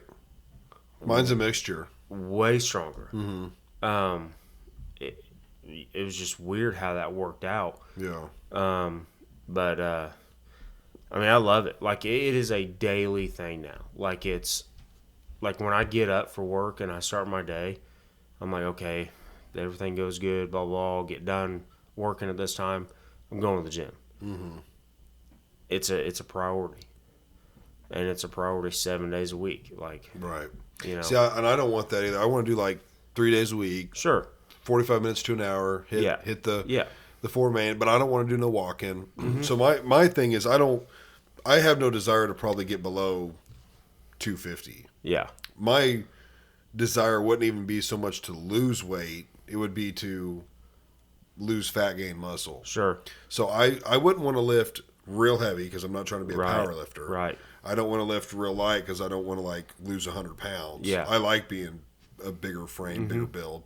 So I'd want to lift kind of medium. yeah, To lose a little weight, gain some muscle, maybe slim down to like 260, 275. Yeah. Because I'm like 280, 285. Well, the doctor's office said I was almost 290, but my scale always says like 280, Yeah, somewhere yeah. in there. But so, yeah, my thing is just finding someone who wants to go, with me and stuff like that. Now, Ian's offered to. I really should probably talk with him more. Maddie wants to go, but I don't want to go with her. I don't like working out with chicks. yeah, And nothing against my wife, love her, Right. but I don't do that. Sure. That's not for me. Some people are like, "Oh, I love working out with my spouse." Not me. Cuz I want to in 45 minutes to an hour, I want to be dead. yeah, I also don't want to go in there and bullshit for 15 minutes. right, So I want to get in, hit it hard so I can get home because I want to go home. Yeah, yeah. I got my wife, my kids, I want to shower, eat, relax. yeah, So it's like, no, I don't want to go in there for 2 hours and in 2 hours you lifted for 35 minutes. Yeah. You spend the rest of the time bullshitting. Right. Want to get in, hit it hard, get out. and With there, chicks, there's too much change in weight. If Yeah. it's you and one other person working out and you're roughly the same size or close to it, you're not going to be slinging weight around too much. right, You got a chick in there and it's like, bro, we're going to have to take 3 plates off yeah, so you can, move this right, bar. oh yeah, And it's like, I just don't want to mess with that. But I definitely want to get back in the gym. yeah, And I'm on T now. So it's like, I would love to see what the results would be, Oh, both yeah. in strength and physique, on, what it would do Yeah. while being on T. it's amazing what it had done to not only my health and my physical look, to my mental health. my marriage, the way I was as a father. It's just amazing. Like, Yeah, I think working out is so good in so many different ways. it is. There's so much to it, and the first, oh my gosh, probably 4 or 5 months even, I didn't really maybe 3 months. The diet thing, I didn't really prioritize that. I was Do you just now? working out. Yes, I try to. I try to do my best. So, Soda kills me. oh really? Yeah. I See, love soda. that is one thing I'm thankful for. Soda, I rarely. I mean, it is rare for me to drink a soda. Absolutely, it's water or beer. Protein shakes, coffee. I drink a lot of coffee, but I drink black coffee. No creamer, no No, sugar. no sugar, no creamer, no nothing. Just straight black coffee. So I've never had a problem with that kind of stuff. Eating though, yeah, man, dude. I mean, I used to go to Taco Bell and I would get 7 items. And I mean, yeah, there's still times like I will every now and again. I'll still like, go Right. do it. But I've tried to here, I don't know, the last 2 or 3 months be in a calorie deficit. And so, my goal weight is 220, 225. Damn. Yeah, I want to get down to right around there. So my calorie deficit is 2,600 calories a day, and then anywhere from 150 to 180 grams of protein a day. I don't really keep track of the fat and the macros, or I mean, I'm sorry, that is your macros, but I don't really keep track of the fat and the carbs and this and that. I just try to stay pretty mindful. Lots of chicken and eggs and beef and so on and so forth. Right. But it's just crazy how it just changes it changes your life. And I'm so glad that I made that decision because I was going down a bad road. Yeah. If I'm going to be a statistic of a heart attack or something like that, I want it to be of just a whatever. It just happened. Not because, man, he was obese or, he ate like shit every day and he drank and this and that, blah, blah, blah. I still enjoy beer and so on and so forth. But, Yeah. yeah, man, it is a good thing, though. Yeah, and this is relating to fatherhood. This is us thinking long term. Absolutely. I just had a doctor's appointment Wednesday. I think it was Wednesday. So now I have to go to the doctor every 90 days now for my testosterone. Okay. They changed the law, and it's considered did she say narcotic? Or no, controlled substance. And so you have to go in and get checked. And this is where I was going with it. They took my blood pressure. Yeah. Which is always hit and miss. Typically at the doctor's office, I'm always nervous. Even if it's a checkup, like I just don't like being in there. Yeah. And I like my doctor a lot. He's a cool guy, but I just don't like that. So my heart rate's normally like 98 and blood pressure is always a little high. Well, this time it was my blood pressure was 120 over 80 is normal. It was 42 over 92. Yeah. Which they were like, it's not like crazy high, but they're like, that's kind of getting up there, especially for what you're normally just a barely high, and they know I don't like being in there, so they're like, that's probably what it normally is, but they're like, you should probably keep track of it until you come back. So we borrowed a cuff, and Yeah. we do it like once a day now. Yep. Just keep track of it, because it's like, damn, I don't want to get on blood pressure medicine.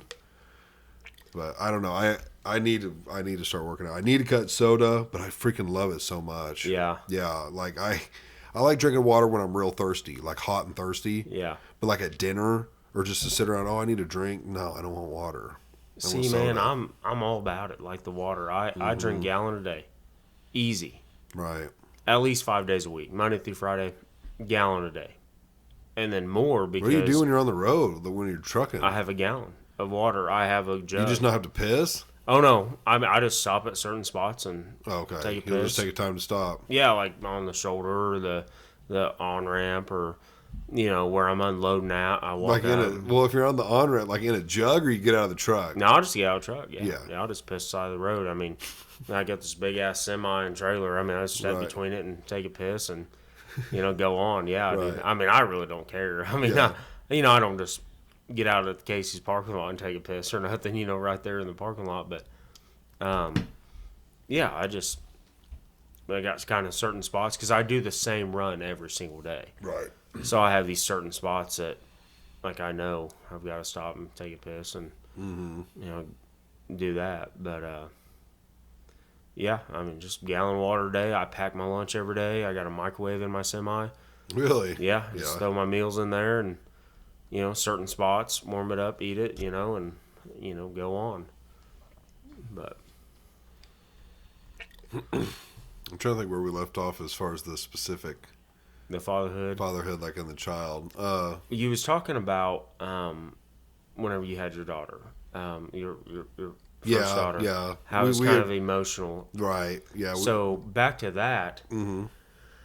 We had our son, and you know, like I said, it was emotional, you know, this and that, but it wasn't, you know, I didn't cry, this and that. But when we had our daughter, I've always been told, you know, when you have a girl, it just, you know, and I love my son to death. I mean, I'm not, you know, trying to say I don't, but when we had our daughter, Kelsey was able to get up, and I think she had went to the bathroom or something. She was doing something, and I was just sitting there with her, and I turned on that song. What is it called? My Little Girl by Tim McGraw or something like that. I just turned on my phone, Right. and I just remember looking at her, and you know, yeah. I was already picturing her being, you know, grown, 16, you know, just breaking your heart, you know, and that got emotional for me. That, you know, of course, turning that on and just looking at her, and she's my baby. I mean, yeah, my little girl, and it just rocks your world. Yeah. There's something about girls. Yeah, there's a song called Daddies and Daughters. Yeah, I know that one. Yeah. I can't remember who sings it, but yeah. Yep. So I was doing really good almost every day. I would turn on Alexa and I would dance with her. Mm-hmm.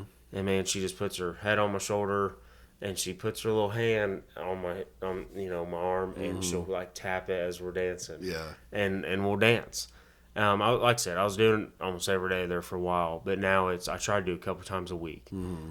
Especially when she gets upset. Dude, I can literally, like, when she's, like, freaking out, just throwing a tantrum, I can grab her, Alexa, turn on Daddies and Daughters, and she just, it does not matter. Just Right. instantly calms down, puts her head on my shoulder, and, dude, it just, that, like, you know, like a dad and a son, like, I don't know, you don't really pick up your son and dance. Right. Yeah. He You know, would like, dance. Yeah, like him and his mom, you know, yeah. But, like, Yeah. you know, I just don't really, Yeah. and It's just different. Yeah. And not, I know what you're saying. It's not a less caring Yeah. way at all. It's just, it's different. absolutely. It's different. You're more, and I don't have a son, but, you know, I just know with a girl, you're more tender and Yes. caring, and you got to be softer with them. Not to say you Absolutely. can't wrestle with them. I wrestle with Parker. Oh, and yeah. we, you know, Oh, I yeah. throw her around. I and treat, yeah. we have fun, but Oh, yeah. you just know they're just little girls, and Yeah, man. there's just something different about them. Now, when we spoke about having kids, you know, way back in the past, we both wanted boys. Right. Always said we wanted boys. Right. When we found out we were having a girl, of course we were excited, but it was like, oh, that's going to be different. We just didn't. We wanted boys, Yeah. and after having Parker, we both were like, we just want to have girls. Yeah. I mean, from the get, you know, right after her, I was like, we just want to have girls. Now we had a cool boy name. I was like, if we have a boy, it'll be badass to use his name. Yeah, yeah. But at the same time, it was like we wanted another girl. Yeah, man. Yeah. So yeah, I feel like if you only have boys, you should keep trying until you have a girl. Yeah. Yeah. Because you should at least have a girl. Yeah. There's something about them.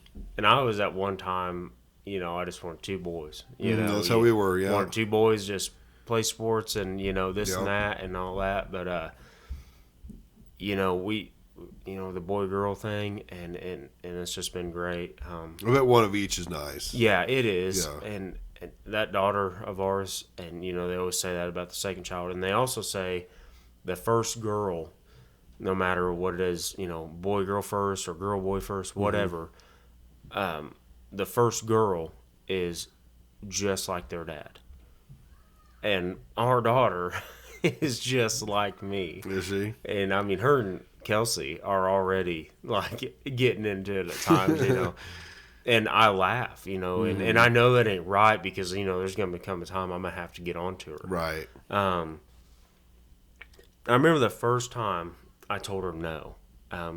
We was eating dinner one night, and I think she was like kind of throwing some food on the floor. Mm-hmm. And it was almost the first time I ever said her name because her name is Renly Joe. Mm-hmm. Ever since she's been born, I've always called her Joe. Mm-hmm. Joe or JoJo. Well, one night we was sitting there, and I think she was kind of tossing food on the floor, and I said, Renly, no.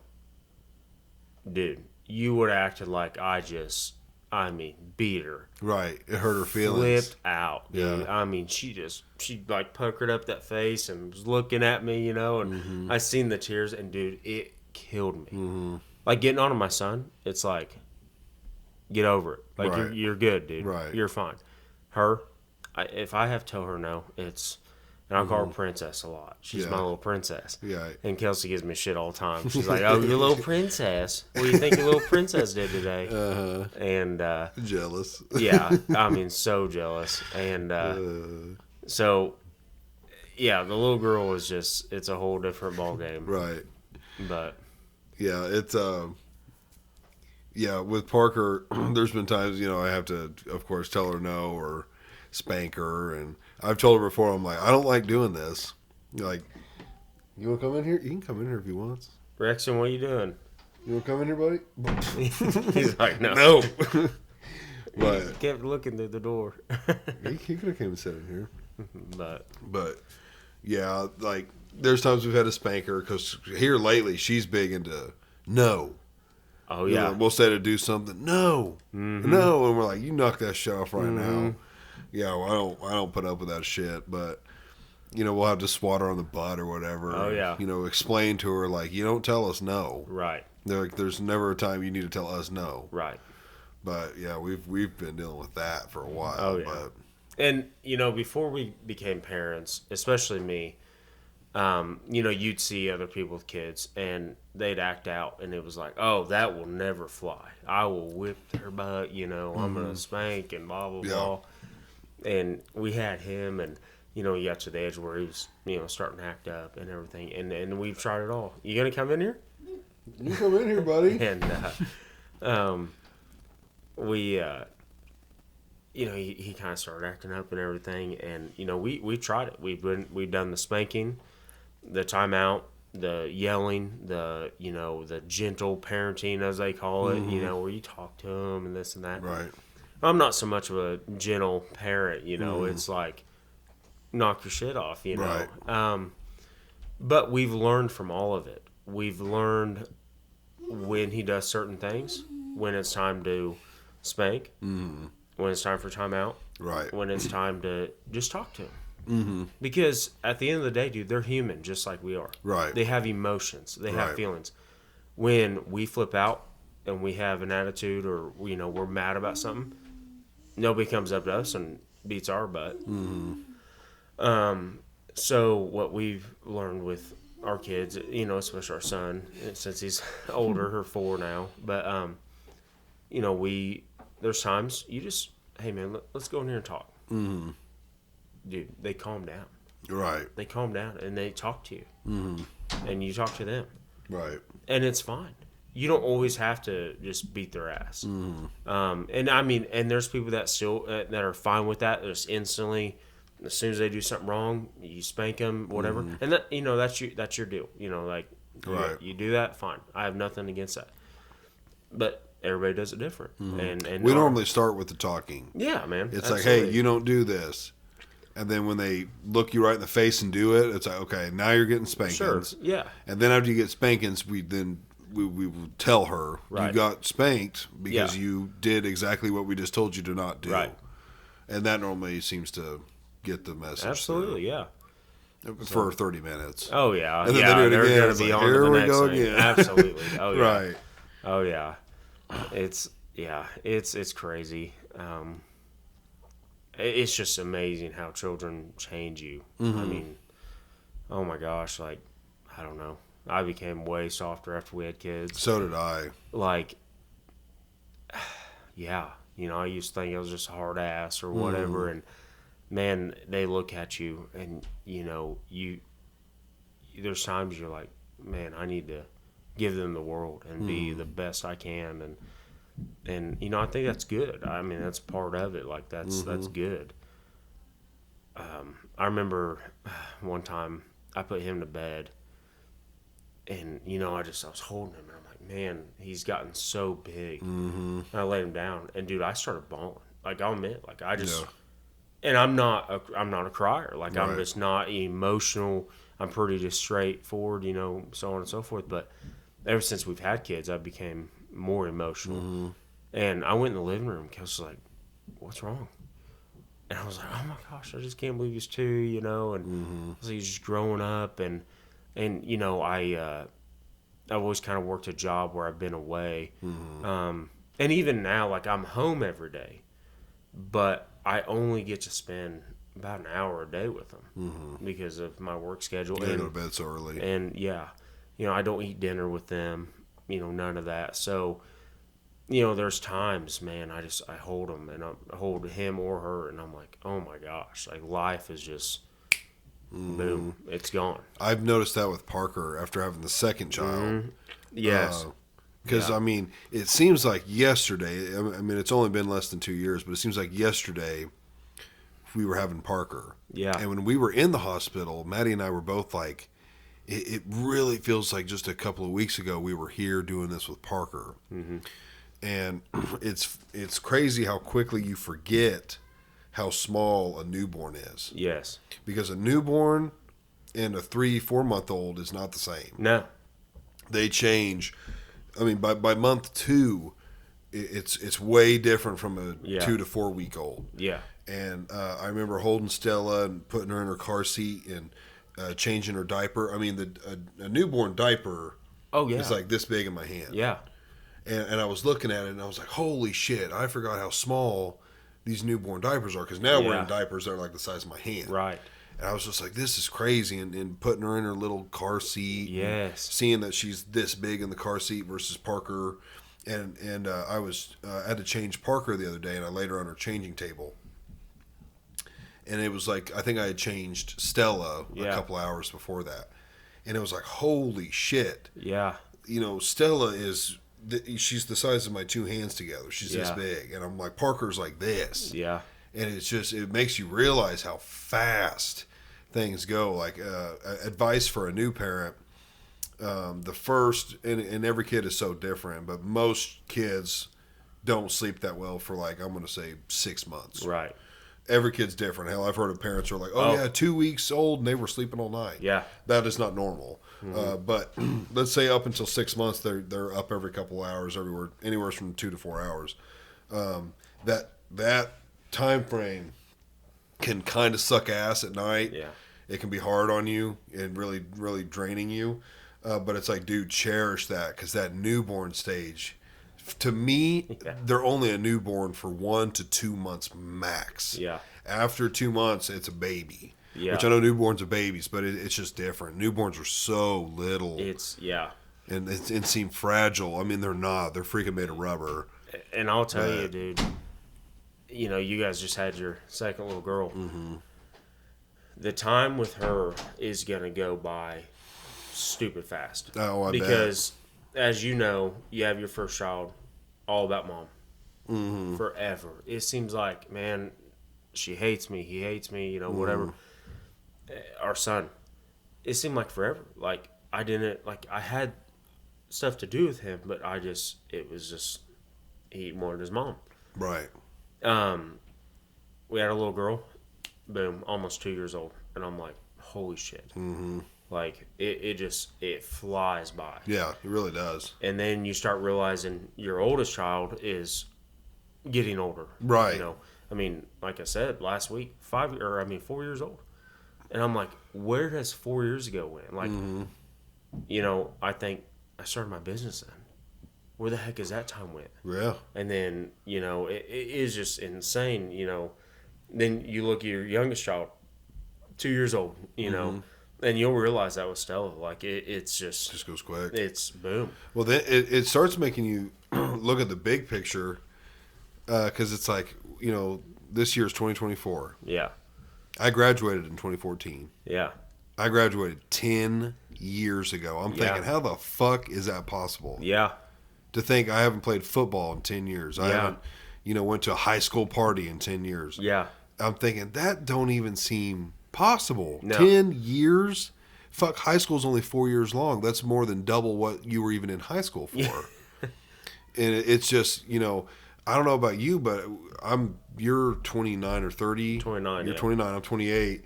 It's like, you know, we have children, we have full-time jobs, you own your own business, we have mortgages. It's like, I don't fucking feel like I'm an adult. You No. know, I feel like I'm fucking in high school. I just got more shit on my plate. Yeah.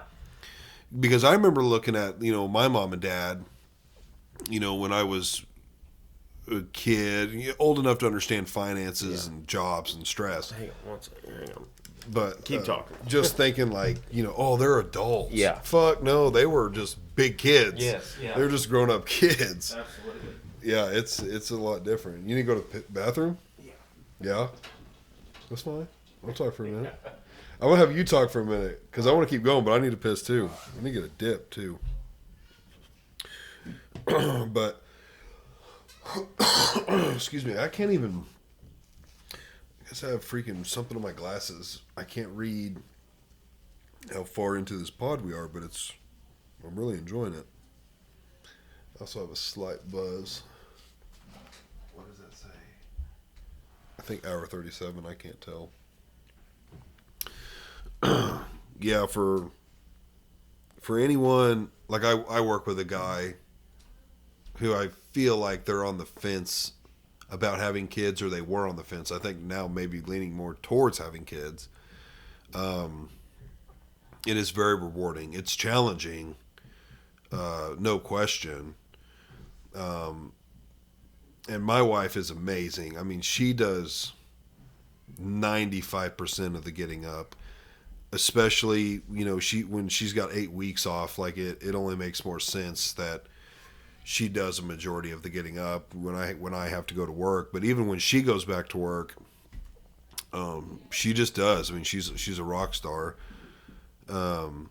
There's times, you know, she asks me to get up. I feel terrible because I do remember it. She last night asked me to get up. Now I went to work on my truck and do some other stuff. I've been trying to do some stuff around the house while I had time off, which is good and sucks. Like I don't even know if we've had a day where we just sat at home together with both kids, but I've been trying to do stuff around the house while I've got time, and I didn't get home till real late, like after midnight. Didn't go to bed till probably after 1, and she woke me up to change a diaper, and I didn't. I kind of remember her asking me to wake up, but then she's like, yeah, you just started gibbering and laid back down. So she ended up getting up and doing it. But yeah, people that are thinking about having kids, like, first of all, you do need to know for sure you want to have kids because it is a lot, but it's very rewarding and something they should do. While you were gone, I was just talking about like the rewards of having kids. Like it's such a nice thing. Yeah. It would be weird to like consider just wanting to never have kids, and that way you could do what you want to do, and you know, have more financial freedom, more freedom as far as your time. Yeah. Like, but then to say like you never had kids and never got to experience that, I don't know. I feel like a lot of people that do that probably look back in their 40s, Yeah. 50s, maybe late 30s, and it's like, oh man, I fucked up. Yeah. You know, should have had kids. But that's also why we wanted to have kids early. Right. Because we didn't want to be mid 30s, you know, late 30s. You know, now with women, it gets a little more risky late Right. 30s. But for men, even in your 40s, it's like, fuck, you're going to be old. Right. by the time they're getting out, because Going to fucking ball games at 60 years old, Exactly. you know, and Exactly. Yeah. Oh yeah. I would rather be, 50s and the kids moved out. And it's like, hey, we're still young enough. We can enjoy Absolutely. our own personal lives. Yeah. We've got all this time that we can, live in this house and still Yeah. enjoy things, be physically good. And the kids, not be in fucking high school and we're on like knocking on death's door. Absolutely. Yes. Because, you hit 60, you're knocking on death's door. Oh, I know the absolutely, yeah. average is like mid 70s, but Yeah. fucking people die of heart attacks in their It's- 50s all the time. Oh yeah. And some people live to be 80, 90. That's why the average is 70. But, I mean, once you hit 60, you need to be considering, especially if you're not in good health, Right. I could die in the next couple of years. I want to be going to college day, bud, and partying with them Right, kids. fuck yeah. Like, I mean, I want to be that dad in his upper 40s, 50, whatever, and I'm Right. fucking still hanging out with them. Mm-hmm. And So, let's see. You guys would have been our age when you had Renly. yeah. Because you're a year older than me. Is Kelsey a year older than you? Yeah, so Yeah. a year and a half, 2 years, something. Yeah. So, something yeah, like you that. guys were our age or maybe a year older. Yeah. Yeah, so that's how we were. We wanted to be done by 30. Yeah. And that's what she's always said, be done by 30. Now she wants more, but We were sweating it for a minute because we wanted to build first. right. And I honestly don't even remember why we started trying when we hadn't built. I don't know if we just said, well, Maddie had been on birth control for so long, Yeah. and I had started T before, and so both of us were like, well, we should start trying now because it takes time to Yeah. reverse those. And but yeah, we both knew. Well, we were, let's see, 2 years ago, 26 when we had her, so we were 25 when we got pregnant. Yeah. And we were kind of thinking, when we were 18, 19, 20, that we would have had probably both kids by 25. Yeah. So, yeah, when considering we were both 28 having our second kids, it was like, oh, that's kind of flirting with it. Because Oh, we yeah. also got pregnant with Hart, lost Hart, and then didn't know how long it was going to take to get re-pregnant. Sure. Which let's see, we lost him in May of 23. And Stella was just born in, what month is this? April. So I don't know. It wasn't too long after that happened, only a couple months. Yeah, yeah. Because a couple of people that knew about it were like, oh my goodness, you guys are already pregnant? It was like, our doctor told us, like, it was something crazy. Like, I could be misremembering, but it was like 2 to 4 weeks. She was like, yeah, give it 2 to 4 weeks. You can keep trying. Damn. We were like, really? Yeah. And they're like, yeah, as long as you are physically and mentally ready. Yeah. Wow. She's like, it's no big deal. We're Wow. like, okay. Of course, we weren't yeah. very far along, Sure. but yeah, it was like 2 to 4 weeks. You're good to go. Yeah. So we're like, okay. Yeah. So and yeah, it didn't take us very long. I don't Yeah. think. Yeah. But yeah, so we're glad I think, well, unless we had an accident, we're done. I'm thinking about getting fixed, but at the same time, I don't know if I want to. Yeah. I just guess don't know. better man than I am, or bigger man, because I'm ready. Like I'm. Well, I'm ready too. It's just I don't know. Yeah. I Yeah. don't know. It's I don't know. Kids or something. Oh, I've heard the procedure is not that painful, and my pain tolerance is plenty high. I Yeah. don't care about that.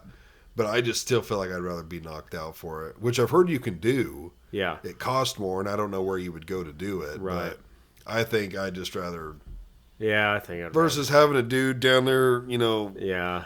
messing with my dick and balls. It's Yeah. like, just knock me out. I don't want to know. Well, he's already gonna be laughing at you. So Yeah, he's already going to be laughing. I'm on T. I think my balls have shrunk a little. It's like, just fucking knock me out. Yeah. I don't want to be awake for any of this Yeah. weird shit. Hell yeah.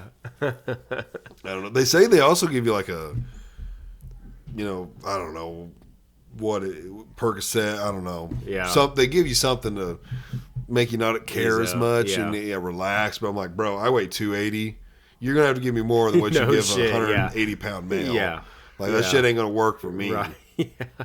But Buddy of mine was like, because I was asking him about it, and because their son is like 7, and then they had their second their second one's like a year and a half, 2 years now, like 2 years old. So 5-year gap. 5 years, 6 year gap, yeah. And Anyway, so he was like, dude, it's like restarting, Yeah. everything, because I obviously know. a I don't want 7-year-old that is, either. Pretty self-efficient in a way or Mm-hmm. whatever. But I was asking him because he went and got cut, and he's like, "Yeah, man, they tape it back and this and that." And I started laughing, like, "Well, fuck, they might as well save that tape, take it off the bill." Bro, I had someone tell me that too. They're like, "Well, they'll tape it to your stomach." And I was like, "What the fuck you packing? You're gonna lay it up and tape it to your stomach? What the fuck you They got?" save that tape for me, bud. Yeah, I was like, "Dog, don't even worry about it. Just use your pinky and kind of lift it up."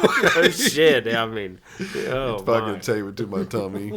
Like, you must have a little abdomen or a big dick, because to your tummy. Yeah. Oh, yeah. Christ. Yeah. Yeah. I don't know. I need to look into it, but I also heard like insurance don't fully cover it either. Okay. Yeah, like so someone at work was telling me it was like $1,000 out of pocket with pretty good insurance. Yeah. So I was like, Well, you're rich, so Well, again, I'm on T right now. T is supposed to like deplenish your sperm count really. because it like shuts your testicles off. Okay. So it's like I'm kind of thinking about just going and getting tested, Yeah. and if there's like no swimmers, but at the same time, yeah, dude, if your kids were like 7, 8, 10 years old and you Yeah. fucking had another one, Oh man. Yeah.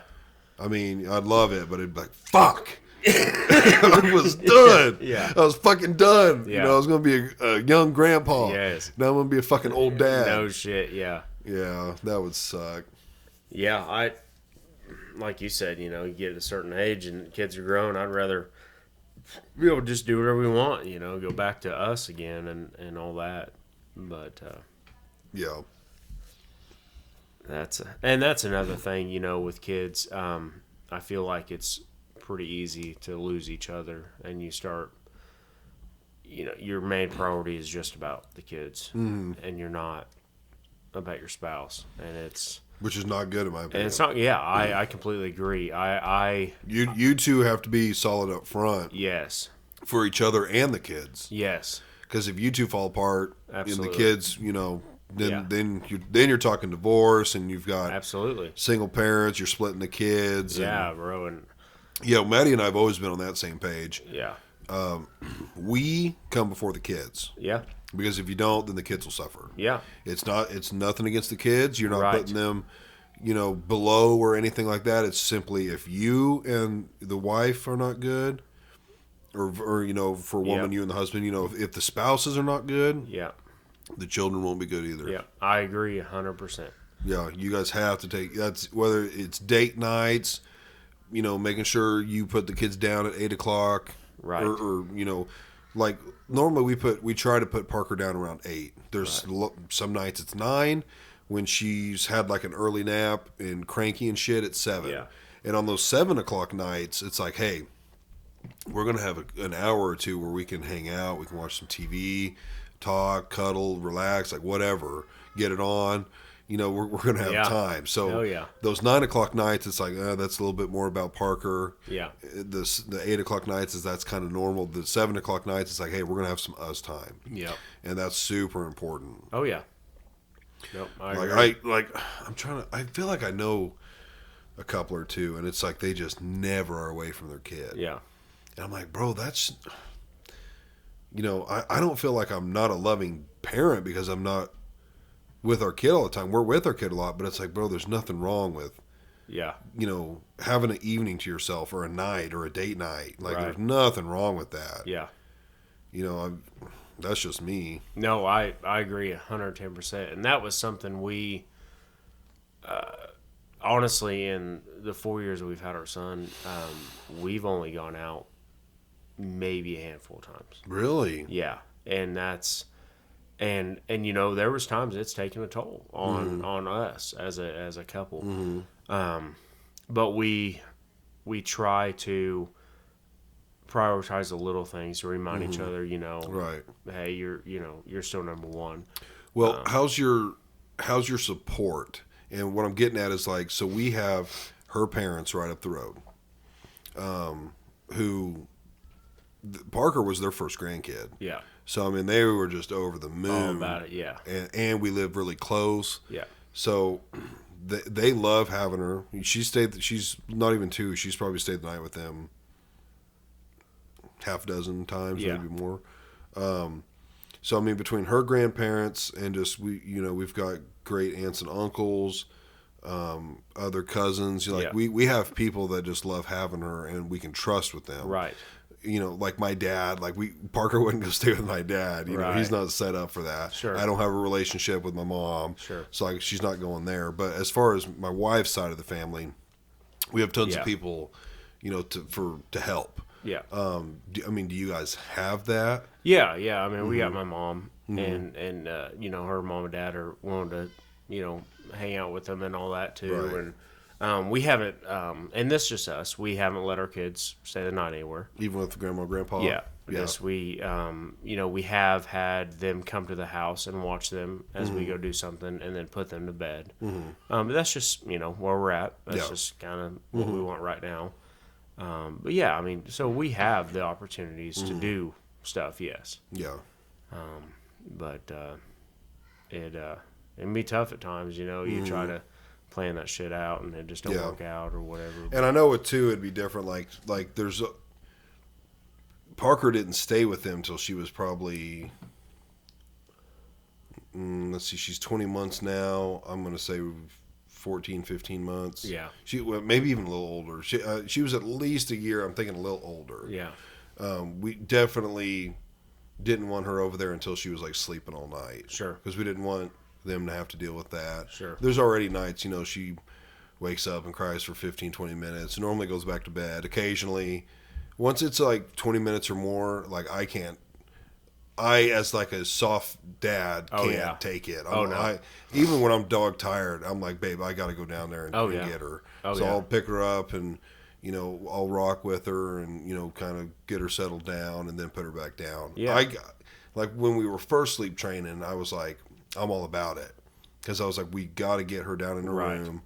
We got to get both of us sleeping again. right. And, it's good for everybody.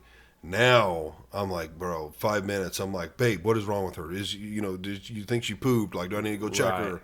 Yeah, now I just feel so bad for her Oh, when yeah. she's crying. And normally she does really good. Parker's Right. a good sleeper, but yeah, when she's crying for more than 10 minutes, I'm like, I got to go check her. I Yeah. got to go make sure she's okay. Oh yeah. But sleep training's big. Now, you guys said you started sleep training a couple weeks. Oh yeah. I mean, it was pretty quick. I mean, Now Rex- with so Renly, Rexton slept in our room in his bassinet Mm-hmm. for, oh gosh, we I did too. can't remember how long. Parker was probably in hers for 3 or 4 months. Yeah, Maybe a little longer. yeah, and then from 2 months on, Rexton would sleep all night. Oh, wow. Just boom, just put him down, go to sleep. Yeah. Done. Damn. In his own room and everything. Now Renly, it was not very long on her room in the bassinet. Mm-hmm. Then boom, Kelsey's like, we're putting her in her own room. Right. So that worked out. But Rexton, even now, and some people aren't going to agree with this, and that's fine. I don't really give a shit, honestly. But he's 4, and not every night he's getting a little better, but at midnight, now it's getting even later, 2, 3, 4 o'clock in the morning, even after I'm well gone from work, he'll come in our room. He'll wake up out of his bed. Oh, and he'll get up. Yep, and Yeah. he'll walk in our room and jump in bed with us. Mm-hmm. And some people are like, oh, you can't be doing that. He's Old gonna. enough now. I don't really care. Man, one of these days I'm not gonna have him getting to come in there and do Right. that. And he's already getting out of it. There's nights where he does just sleep in his room, for the full time. Right. But it was cute at first because we'd be dead asleep and all of a sudden, bam, door just slam, and I was like, what the hell? Wake up. Well, it was him. He'd walk out of his room, he'd slam that fucking door as hard as he could, and he'd just come in there, crawl up in bed, go to sleep with us. And then when that stopped, when he quit slamming his door, because now he softly shuts it or he'll just leave it open. It's like, man, kind of miss him slamming the shit out of the door, Right. to wake us up. It's the biggest thing. Oh yeah, but yeah, I mean, pretty much ever since 2 months old, he slept through the night. I can't remember what age probably 3, he kind of started coming in there middle of the night. Right. Sometimes it's getting, like I said, 3, 4, 5 o'clock in the morning. Because I remember, like, I'd wake up for work and, he'd be between me and Kelsey, and I'd set pillows up as like a barrier so he didn't roll off the bed or something, or Right. whatever. But just shit like that, it's just cool. Hey, I want to keep going. All if right. you're good with it. Yeah, that's Mind fine. if You Yeah. kind of go piss? Yeah. Okay. Yeah. I don't want to try and edit shit out of the middle, so you go. We're Yeah. talking for a minute, Yeah. like just a few minutes. Yeah. I'll figure something out. Okay. Yeah. Just you can talk about whatever the hell you want. I just need to piss and get a chew. Yep. Where are we at? We're at hour 55, bro. We could break Hour a 55. We could break a record. Wow. Heck yeah. The All record's right. 2.5. Oh wow. All right. So, when your kids start sports, life really starts taking just the hard track, like going fast. Rexton, our son, he started t-ball last year at 3, and getting to see your kid play some kind of a sport is it's phenomenal.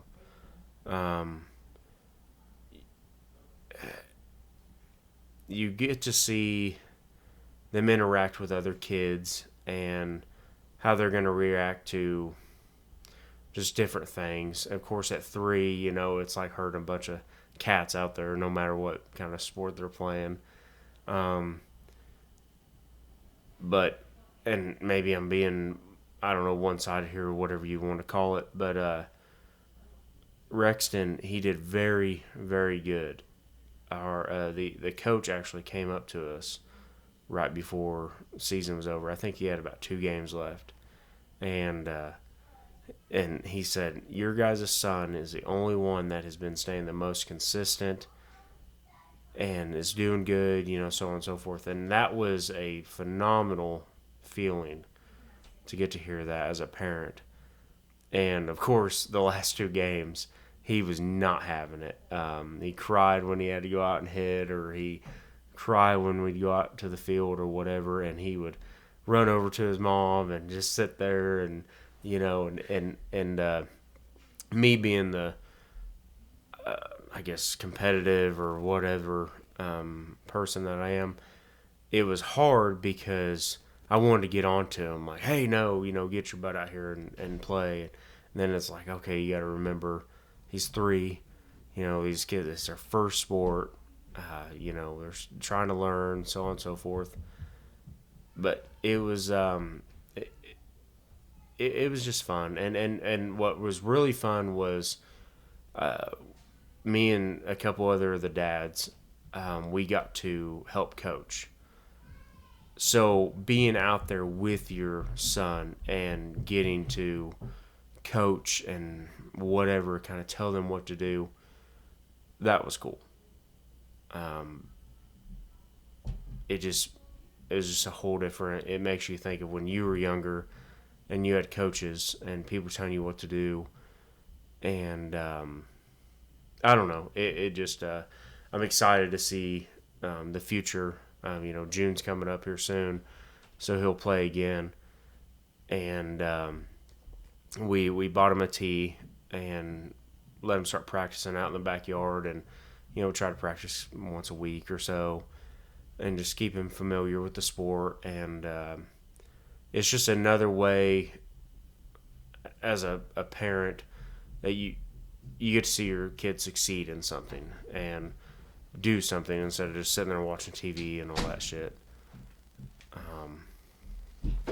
What I got talking about was sports, like when you see your kids going to their first sport. Yeah, I haven't experienced that yet. Yeah, I'm gonna tell you, dude, it's phenomenal. I was actually talking about t-ball. I was just about to say, is he in T-ball? Yeah, he started t-ball last year, so when he was 3. And it's like herding cats out there. Just, I've seen kids play throwing T-ball. their glove up, picking the grass, blah blah blah. And what I was saying was, Rexton was all about it, dude. Loved Showed up, it. yeah, every game, and then practice, and he just was in it. Like, he listened for the most part, as much as a 3-year-old would, just did everything. And me and a couple of the other dads got to help coach. And that was getting to coach your own child is like, I don't know. It makes you feel good. Like, my dad taught or coached all of us. yeah. And I bet he felt like $1 million. Oh, he loved it. Like, Yeah, he was always a coach for one of the kids. yeah. And it just felt good. And How did that work with your schedule? So, his practices was at, 5 or 6 in the evening or whatever. But he had 2 games a week, Tuesdays and Fridays. Tuesdays was at like 7 o'clock, and then Fridays was at like 6 o'clock. Well, I worked all night and got home that day at noon, 1, 2 o'clock in the afternoon, and then went to his game at 6, 7 that night. Go home, sleep 2 or 3 hours, back to work.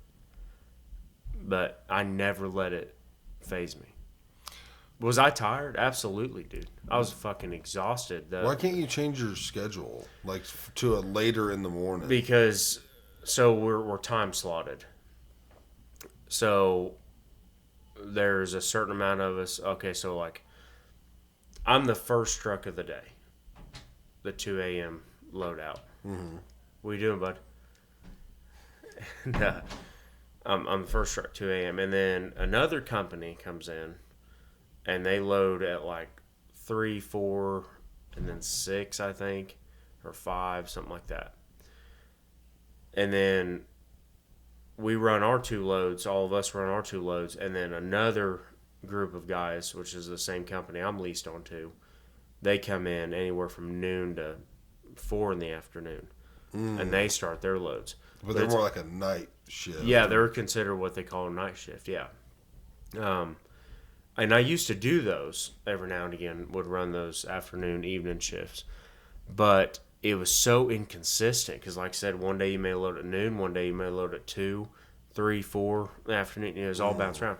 Then they said, hey, would you like the 2 a.m. shift? It's the same every day, never changes unless there's a problem of some sort. You load at 2 a.m.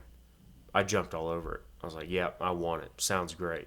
Because in my head, it was like, man, I'll be home every afternoon, see the kids, this and that. And I am, but it was also, I have to lay down no later than 6 o'clock, try to get any sleep. But what time are you waking up? Anywhere from 10 to midnight. Depends on if I'm going to go to the gym, what I'm going to do at the gym. If I'm just going to knock out a 30-minute stair routine or whatever, I'll wake up a little bit later. But if I'm going to do a lift, then, I try to give myself plenty of time to do my lift, come home, take a shower, pack my lunch. Damn. So, yeah, I mean, it's nothing to slide a, 18-hour day, 20-hour day, whatever you want to call it. But when he started T-ball, it was like, I'm never going to miss a game. I will always, no matter what, from this point forward, from when he started at 3 till he graduates, I'm not missing a game. Home, away, I don't give a shit. There will never be a career, job, anything that takes me away. I don't care what I'm doing. I'm not missing a game. How serious are you about maybe stopping the trucking? I've considered it really heavy. This last... Because it's only going to get more taxing on you. It is, because one, once again, we're not getting any younger. 2, I'm trying to prioritize my health as far as working out, and that is a priority. That's an everyday thing. So that is going to happen, and being part of my kids' life. So the seriousness of it has grown highly. I'm looking at hopefully much more than about a year.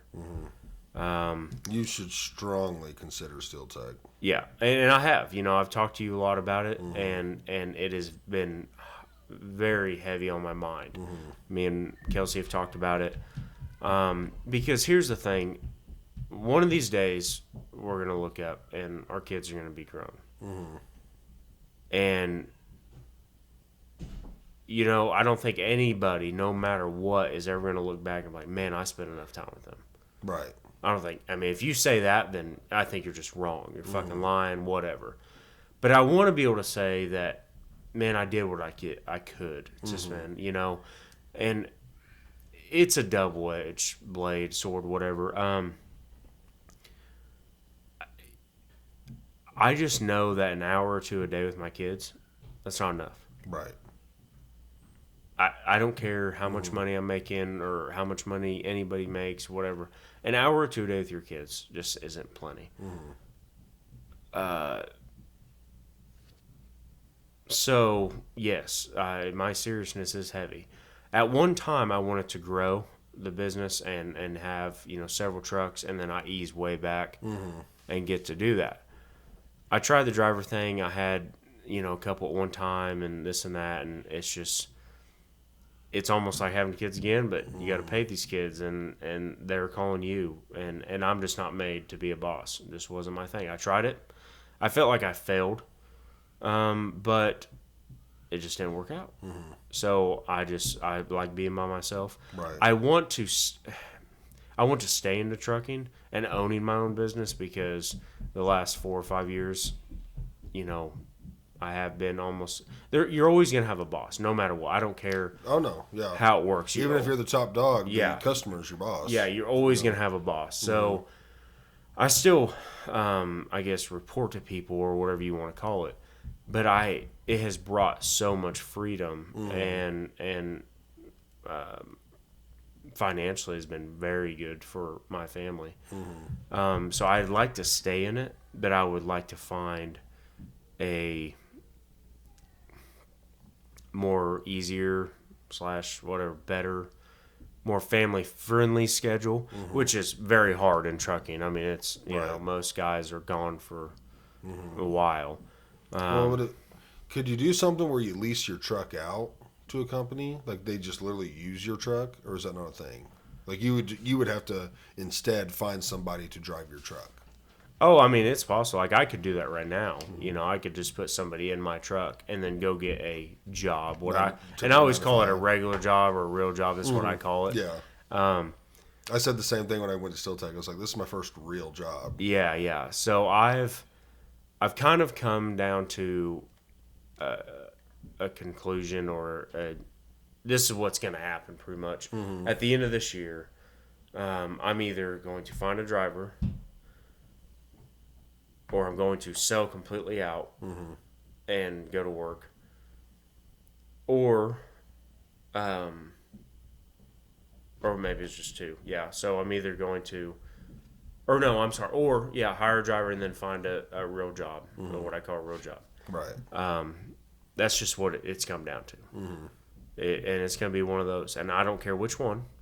I would rather, and then the third option was stay in business, stay trucking, but more of a regular, you know, whatever, 9 to 5 or, you know, schedule, if that's possible. Right. And I'm trying to work on something like that if it happens.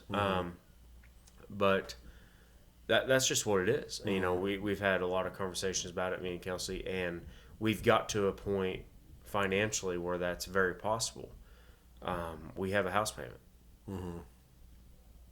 And that's it. So it's, you know, we can do that. And once again, that's just what's going to happen. Because I'm tired of, you know, not eating dinner with my kids. I'm tired of only seeing them for an hour a night, you know. And then, the weekends. Yeah, I get the weekends with them. But most of the time on the weekends, so Friday, after I get off work, come home, do my thing, go to the gym, blah, blah. If we don't have anything going on Friday night, our son don't go to bed till 9, 10 o'clock at night. Well, by that point, been up for almost 24 hours. I'm passing out on the couch. There again, me and Kelsey have no time together. Saturday, majority of the time, we have something going on. We get home, we go to bed. Me and her, I bet we have not sat down on the couch and watched a TV show in well over a year. It just don't happen. I mean, conversate rarely. We do more conversating when I'm working. Right.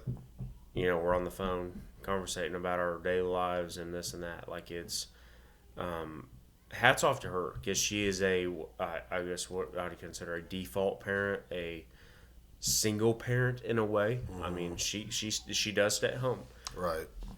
but she works her ass off. I mean, she takes care of the kids. She does everything with the kids.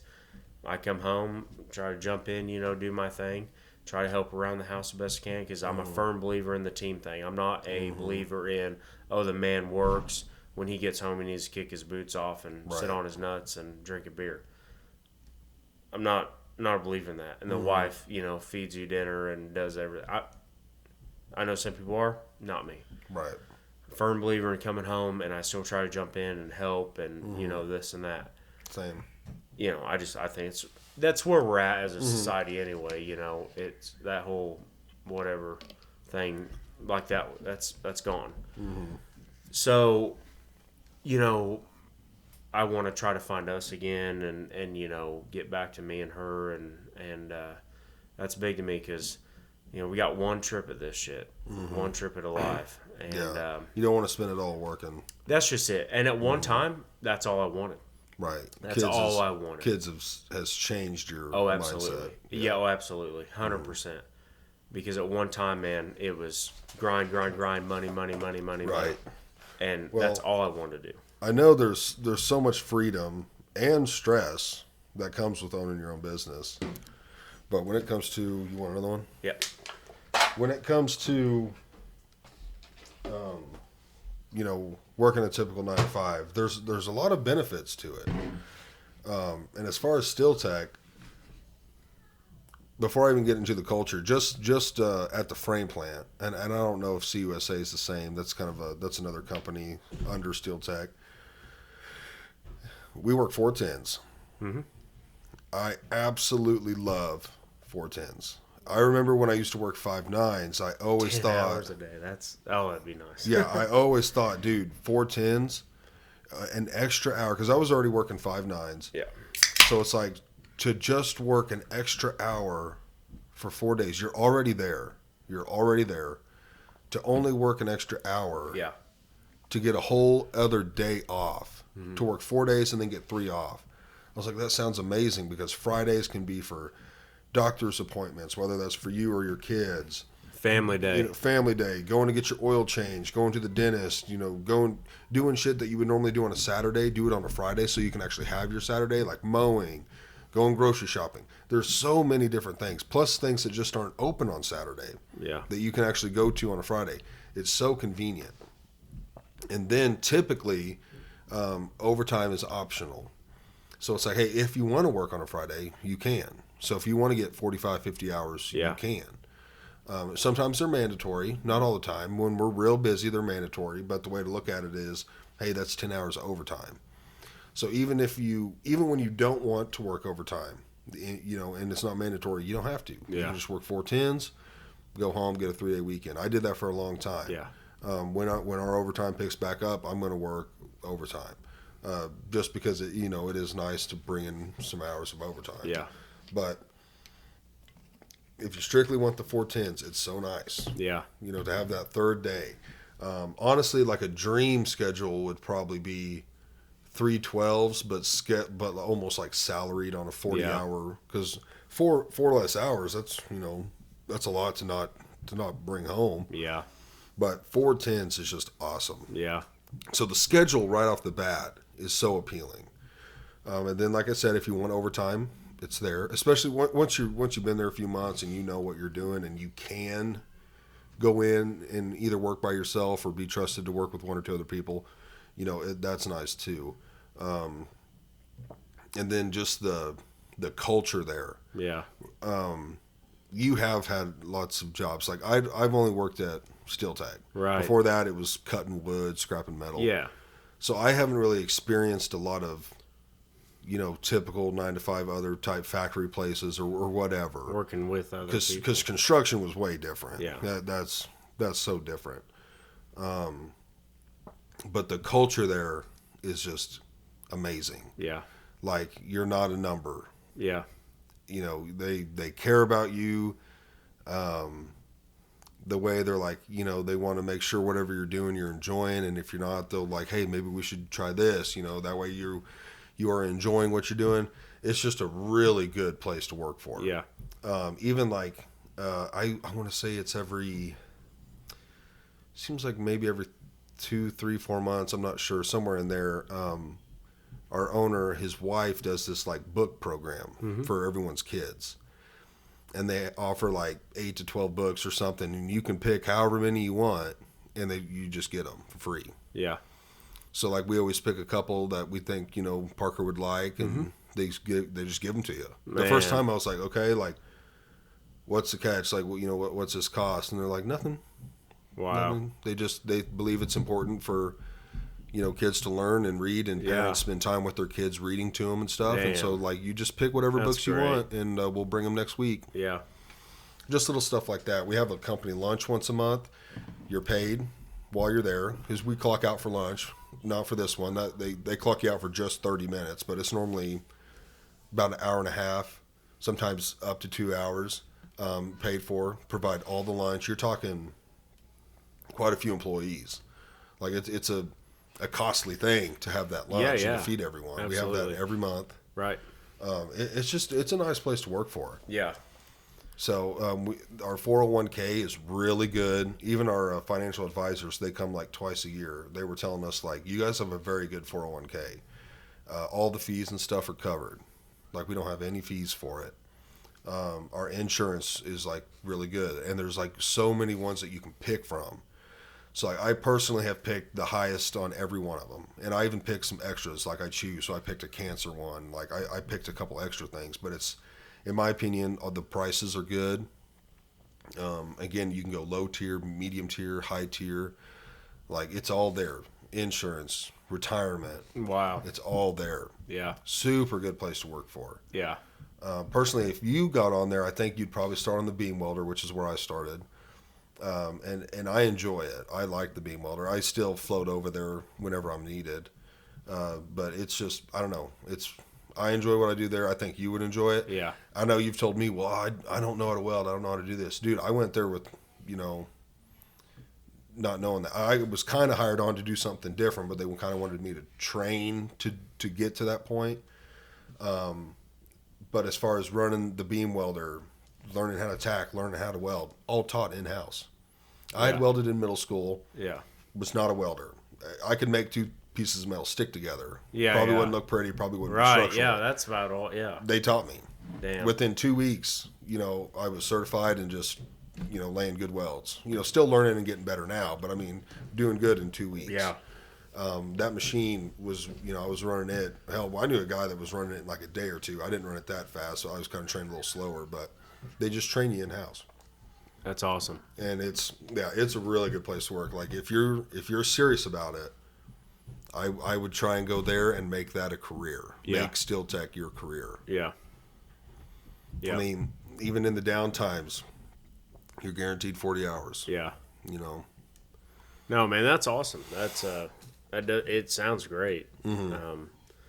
And It's like not you going to said- be your typical, Yeah. which I'm saying that in a really good way. Right. Your typical, place where you're going to work where you're just a number. If you're a minute late, you're getting a write up, Right. and you could be fired. Like, again, they don't like that kind of stuff either. But Sure. they're the kind of people where it's like, hey, it was something going on. You have a hard time starting your truck, or they'll bring you to the site and talk to you. Yeah. It's not just going to be an instant reprimand and you're getting disciplined. Sure. They're way more caring. Yeah.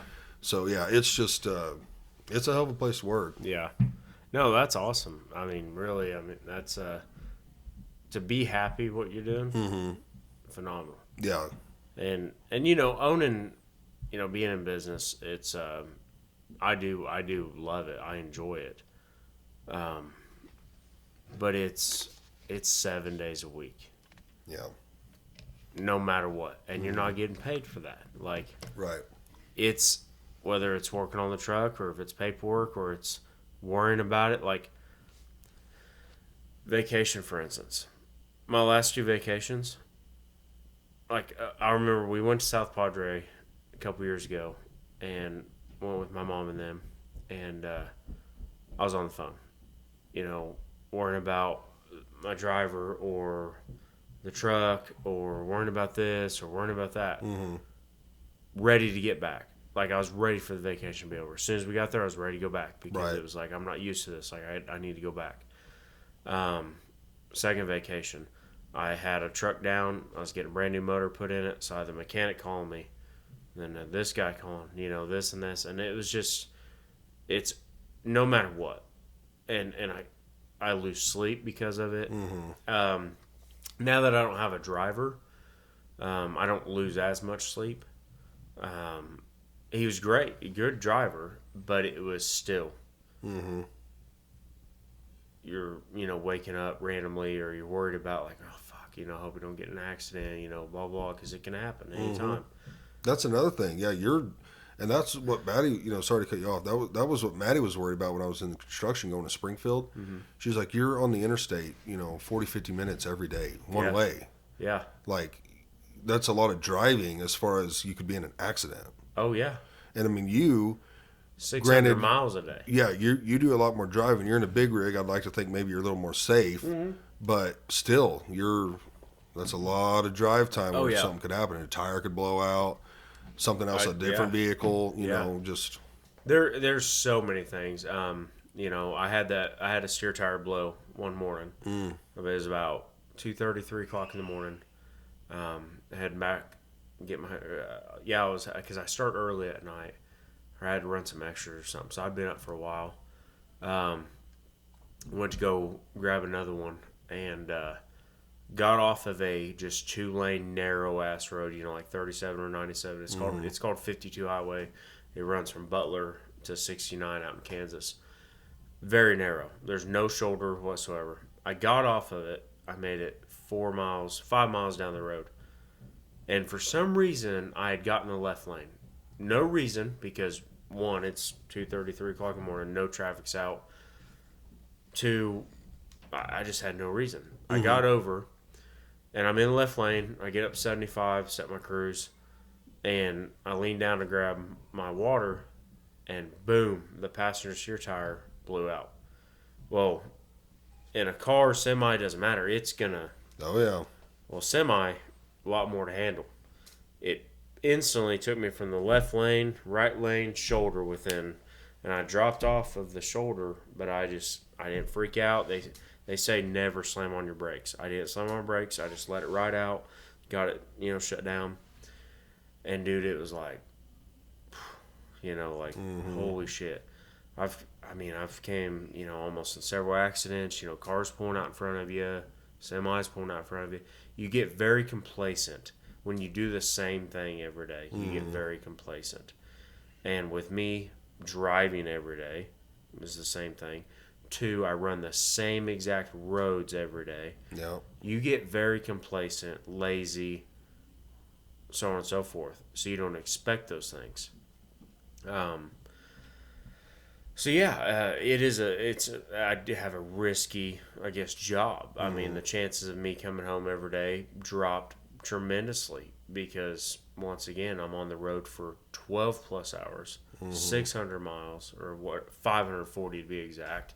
But it's just, I get what Maddie was talking about, the more time. It's been very good as far as, like I said, financially, being in business and everything. But it comes with big risk, high reward is what, it all comes with. Yep. But then a lot of sacrifices, like I talked. I don't have it near as bad as a lot of guys do. The guys that leave on Sunday and they're not seeing their house till Saturday morning. They're going to leave them back out. And, they got kids. Me, no, couldn't do it. No way in hell. Like, when we had our son, I was still doing that kind of stuff. Being gone even just 2 or 3 nights, and dude, no, I just couldn't do it. So being home every day, I'm very thankful, yes. But still, my work day plus anything else just takes away so much from being with your family. Right. And dude, time is a thief, and that's something we'll never get back. Yep. It's fucking gone. Like, it goes by like that. So I take that very serious. Money, you can always make money. You can always make money. So I don't know. Like I said, man, you would have talked to me 4 or 5 years ago. I'd been like, oh fuck yeah, dude, just grind. You know, get to the top, and make all the money you can. And I still like that, but on the other side of the coin, it's like everything around you is not gonna be there. If that makes sense. Oh yeah, no, for sure. So yeah, I have considered, like I said, getting out and doing something. Like I said, probably at the end of this year, year or whatever. I'm gonna make a big decision. And it's gonna be one of those 3 options. So Yeah, I definitely would. That schedule doesn't appeal to me personally. oh no, I mean it's not. I mean, it fucking sucks. I mean, I've done all the schedules that you possibly could probably in trucking. I mean, been up for 2 days. I've been up for almost 3 days. I mean, I got up at midnight. I've got up at noon. I've got up at 3 o'clock in the afternoon. I mean, it's all different. Yeah, I've always liked stability. Same Stability's thing. key. Yeah, absolutely. It's always there. Same time. Just getting a routine. And I have that now for the most part. I mean, It's just a weird schedule. yeah. I mean, everybody's like, "Oh, you get home at noon." It's like, yeah, but what were you doing at 11 o'clock last night? You were sleeping. You ate dinner with your family. You went to bed. Normal people. You went to work. You came home. Did regular people shit. I came home. Yeah, the hour to at most 2 hours I spend at the gym every day, I could be spending with my family. Absolutely, yes. But But you're I also wanna doing that be with there. them in your mind Yes. as far as your health. Yes. So then, and I chose this. So, like, some people kind of take to the extreme, like, oh, I do this kind of job and I'm just a badass. You chose that. And I chose this. I'm the one that chose this. So it's nobody else's fault besides mine. Or whatever choice, whatever. So, yeah, I mean, I chose this. So I can't sit here and, oh, yeah, I'm a badass because, I work 12 hours a day. Well, okay. If you don't like it, find a different job. Do something different. So, I don't know, man.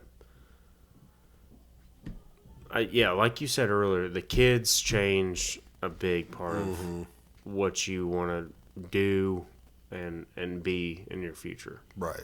So, I'm really been thinking about that. It really, ever since he was about to turn 4, it was like, because I watched a video and it says I think that guy said you have 4 or 5 years.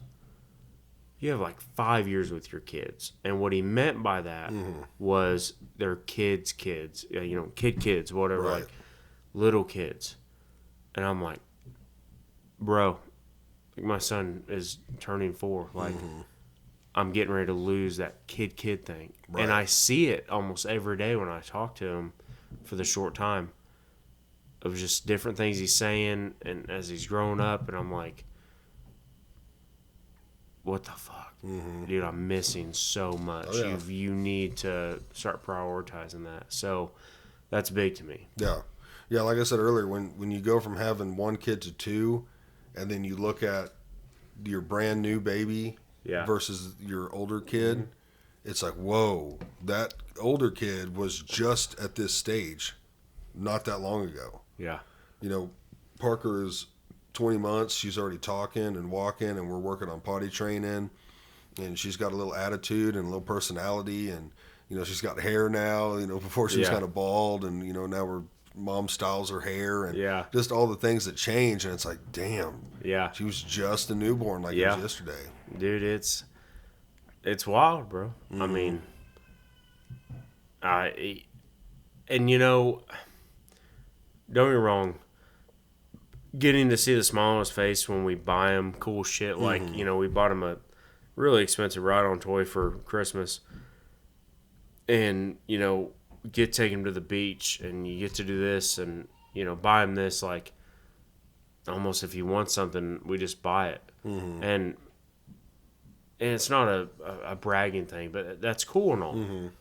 But in a way, it's almost like I'm buying memories. Like I'm not Right. fucking buying, I'm not there. Right. And I don't know, dude. It's a double-edged blade. Well, I mean, it's hard either way. As far as memories go, I've got more memories of doing stuff for free around the house than I do on vacations. Yeah.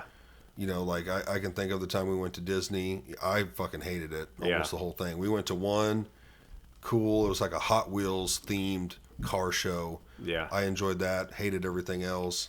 We went to the Grand Canyon, which I was too young to appreciate. Yeah. I remember it being really cool, but also it was like, God, it's fucking hot as shit out Yeah. here. But I've got more memories of playing basketball in the backyard, going down to the creek. We used to Yes. we used to have hay bales at the neighbors. Dad and me and my sisters would go over there and we'd jump on them and hide in them. I've got more memories doing that Yeah. stuff, than it was the toys or Yep. stuff like that. So Yeah. That's just it, and that's what I think about. Like, there's a video, obviously TikTok, Facebook, and everything, and it talks about, people see the beach vacations, the nice cars, the toys, and all this bullshit. Mm-hmm. But what they don't see is the sacrifices being gone, the hours gone, Mm-hmm. work per day, blah, blah. And I feel that completely. Mm-hmm. Once again, back to it is my choice. Like, I've made this decision. I don't put it on anybody else. Nobody force it down my throat. Mm-hmm. I've had jobs where I just work 8, 9, 10 hours and I go home. right. And, like, once again, those things are nice. But back to, I feel like I'm buying the memories. Right. And it's like, he's not going to give a shit. He's going to care. Man, Dad was at my games. Because I look back now, and my mom and dad, they had to work, and everything. I can probably count on one hand, maybe one and a half, if that. I mean, how many games my mom and dad got to come to because of their jobs. Right. That's shit I look back. I don't look back when we went to Disney World, Vegas. I remember we did go to Vegas one year. Just the vacations and shit like that. I don't look back at that. Just like you said, I look back at the times we had, I Yeah. guess, whatever in between or whatever you want to call it. And man, all my games. Right. And it's like, I'm not doing that. I don't Yeah. give a fuck what kind of career. Nobody is Yeah. going to tell me, oh, you're missing your son's game. Right. No, I'm not. So like that meant way more for me for my dad to be at all my football games. Absolutely, man. To look up and see your parents there at the game or whatever. Yeah, absolutely. Yep. And the games that they did make it, dude, it was, You remember them. oh, absolutely. Yeah. Now I appreciate what they did. I know why they were gone. Right. But it sucks. It's like, It does. yeah, I mean, And- I don't remember the shit they bought me. I mean, I do. I remember I had a dirt bike and we had four-wheelers and go-karts and shit. And that was all cool. But it's, I don't know. They all just hit different. Yeah, you know? the go-kart's gone, the dirt bike's gone. Yeah, dude. The memories last forever. And the in a sad thing way. is eventually the parent will be gone. Absolutely. You can buy another dirt bike. Absolutely. Yeah. Yeah. Absolutely, dude. So, And it's as far as trying to because you obviously have to financially provide as well. There's no getting around that. Whether it's a yeah. single working parent or both. But it's not to say that you can just say, man, I want to spend time with my kids. I'm going to go get a part-time job as a drive-through attendant at McDonald's. Yeah. That's probably not going to cut it. No. Like, you do have to work. You do have to get a job. Unless you hit the lottery or you're a trust fund kid or whatever. Unless you got some amazing Yeah. situation. It's Yeah. not like, oh, I'm just going to go work 20, 30 hours a week and make Yeah. $8.50 an hour Right. because I want to spend time with my kids. Well, no, you still have to feed them and clothe them and provide shelter, and you still have to do that. Yeah. So yeah, there's a line. Do I do the bare minimum to where I'm basically not even providing, or am I, gone all the time, stressed out of my mind, missing Yeah. all the important moments, but they're we are financially set. Yeah. I prefer to live in the middle. Right. I never wanted to travel and like chase the big money because I don't want to be gone. But I know what I need to make because it's like I want to live comfortable and easily provide. And so, you got to find that middle ground. Oh, absolutely. 100%. I watched, and it sounds bad, but I watch a lot of documentaries and stuff. When I'm going down the road, I may listen to them. Disclaimer: he's joking. Yeah. He's listening to him. Yeah. So, I watched Sylvester Stallone, Arnold Schwarzenegger, all them big guys. That wrestler, Nature Boy, Ric Flair. Ric Flair. Watch his, all them, and I shit you not, almost every single one, at some point in their documentary or whatever their show, they talk about how they chased and chased and chased, and now they have nothing. They have the money, they have the houses, they have the cars, they have all that shit. They have nothing. Yep. Kids are gone. Some of the wives are gone. And it's like, Ric Flair lost a kid. yeah. I know his story. Yeah, he lost a kid. Sylvester Stallone, I watched his. It's called Sly, and he does it in his house, and it's this big fucking house that we all want. And then it was like, it's just him, It's empty. and he's like getting rid of shit, like his movie stuff, and like they had the tower of when he did Rocky or whatever, had a deal made.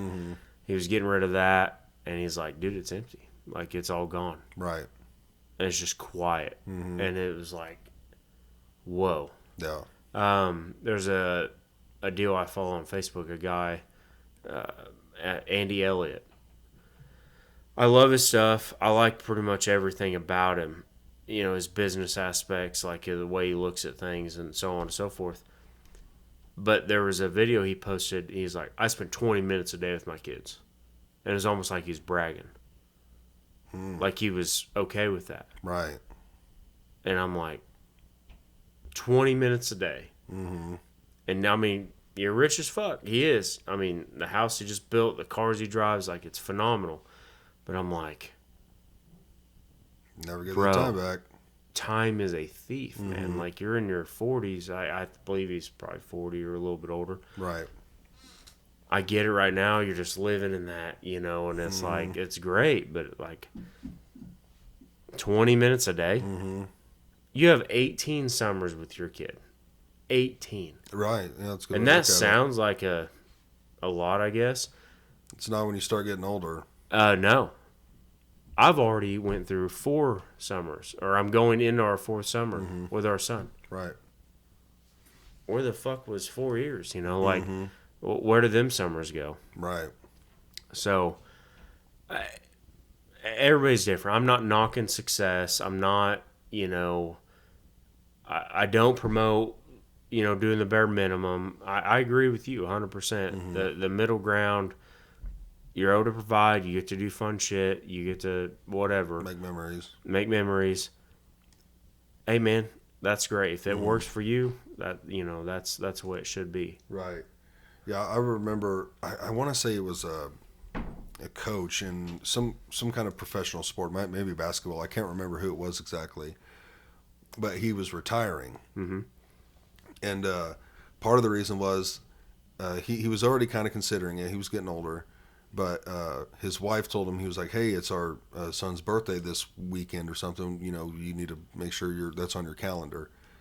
And he was like, "Oh, okay." He's like, "Well, how old is he?" He didn't even know how old he was. And she's like, "This is his 40th birthday." And he was like, "Are you fucking kidding me? We have a 40-year-old son." And he retired after that. Yeah. He was like, I'd spent so many years and so much time invested in my job. He's like, I would not have been able to tell you I had a 40-year-old son. And plus grandkids and stuff. So Yeah. he retired. Dude, that's... And not, he made a killing and was fucking rich and had the nicest shit and everything, and that's cool. I mean, hats off to you, man. I have nothing against people that grind every day and you know, hustle. And I got buddies that are business owners, and I got buddies that are, you know, working bare minimum. And I've learned from all of them. Right. And Every decision has its own struggles. it does. It does. It just, what struggles do you You got to wanna choose deal your with? hard. Yeah. Absolutely. You got to have to choose your hard. And, I mean, from the sounds of it, outside looking in, dude, from what you're telling me, man, keep doing what you're doing, dude. You're happy, and that's all that matters. Like, that's the thing, you know. I've seen people with a shit ton of money that are just fucking miserable, and I've seen people that can't rub two nickels together at the end of the week, and they're, dude, happiest person alive. If they died right then and there, happy. Right. So, you got to choose your hard. Yeah, You know, you really do. once again, there was a time where I was like, oh, yeah, money, money, money, money, money. You know, that's all I'm going to go after. And I felt like I chased it for a little bit of time, and I was like, bro, you need to slow the fuck down. Your life is just flying. So, I don't know. It's I feel like from talking with you on and off that you're going to make a change at the end of the year. there's going to be there. Yeah, that's all it's come down to. And I feel like for years you have made changes. Yeah. You've changed jobs. I mean, we used to talk all the time Oh yeah, back when I was in construction. 'cause yeah. I, Oh yeah. Oh you yeah. know, we I could talk, I could yeah. be on the phone while I was driving and doing Yeah. my computer work Yeah. and emailing and texting. I could be Yeah. on the phone with you. So we used to talk. Oh, yeah. a couple hours at a Oh, time. I thought the phone eat marshmallows. You're gonna start a fire and eat marshmallows. No, All they right. might be. But You want to come say hi? Okay. what was I saying?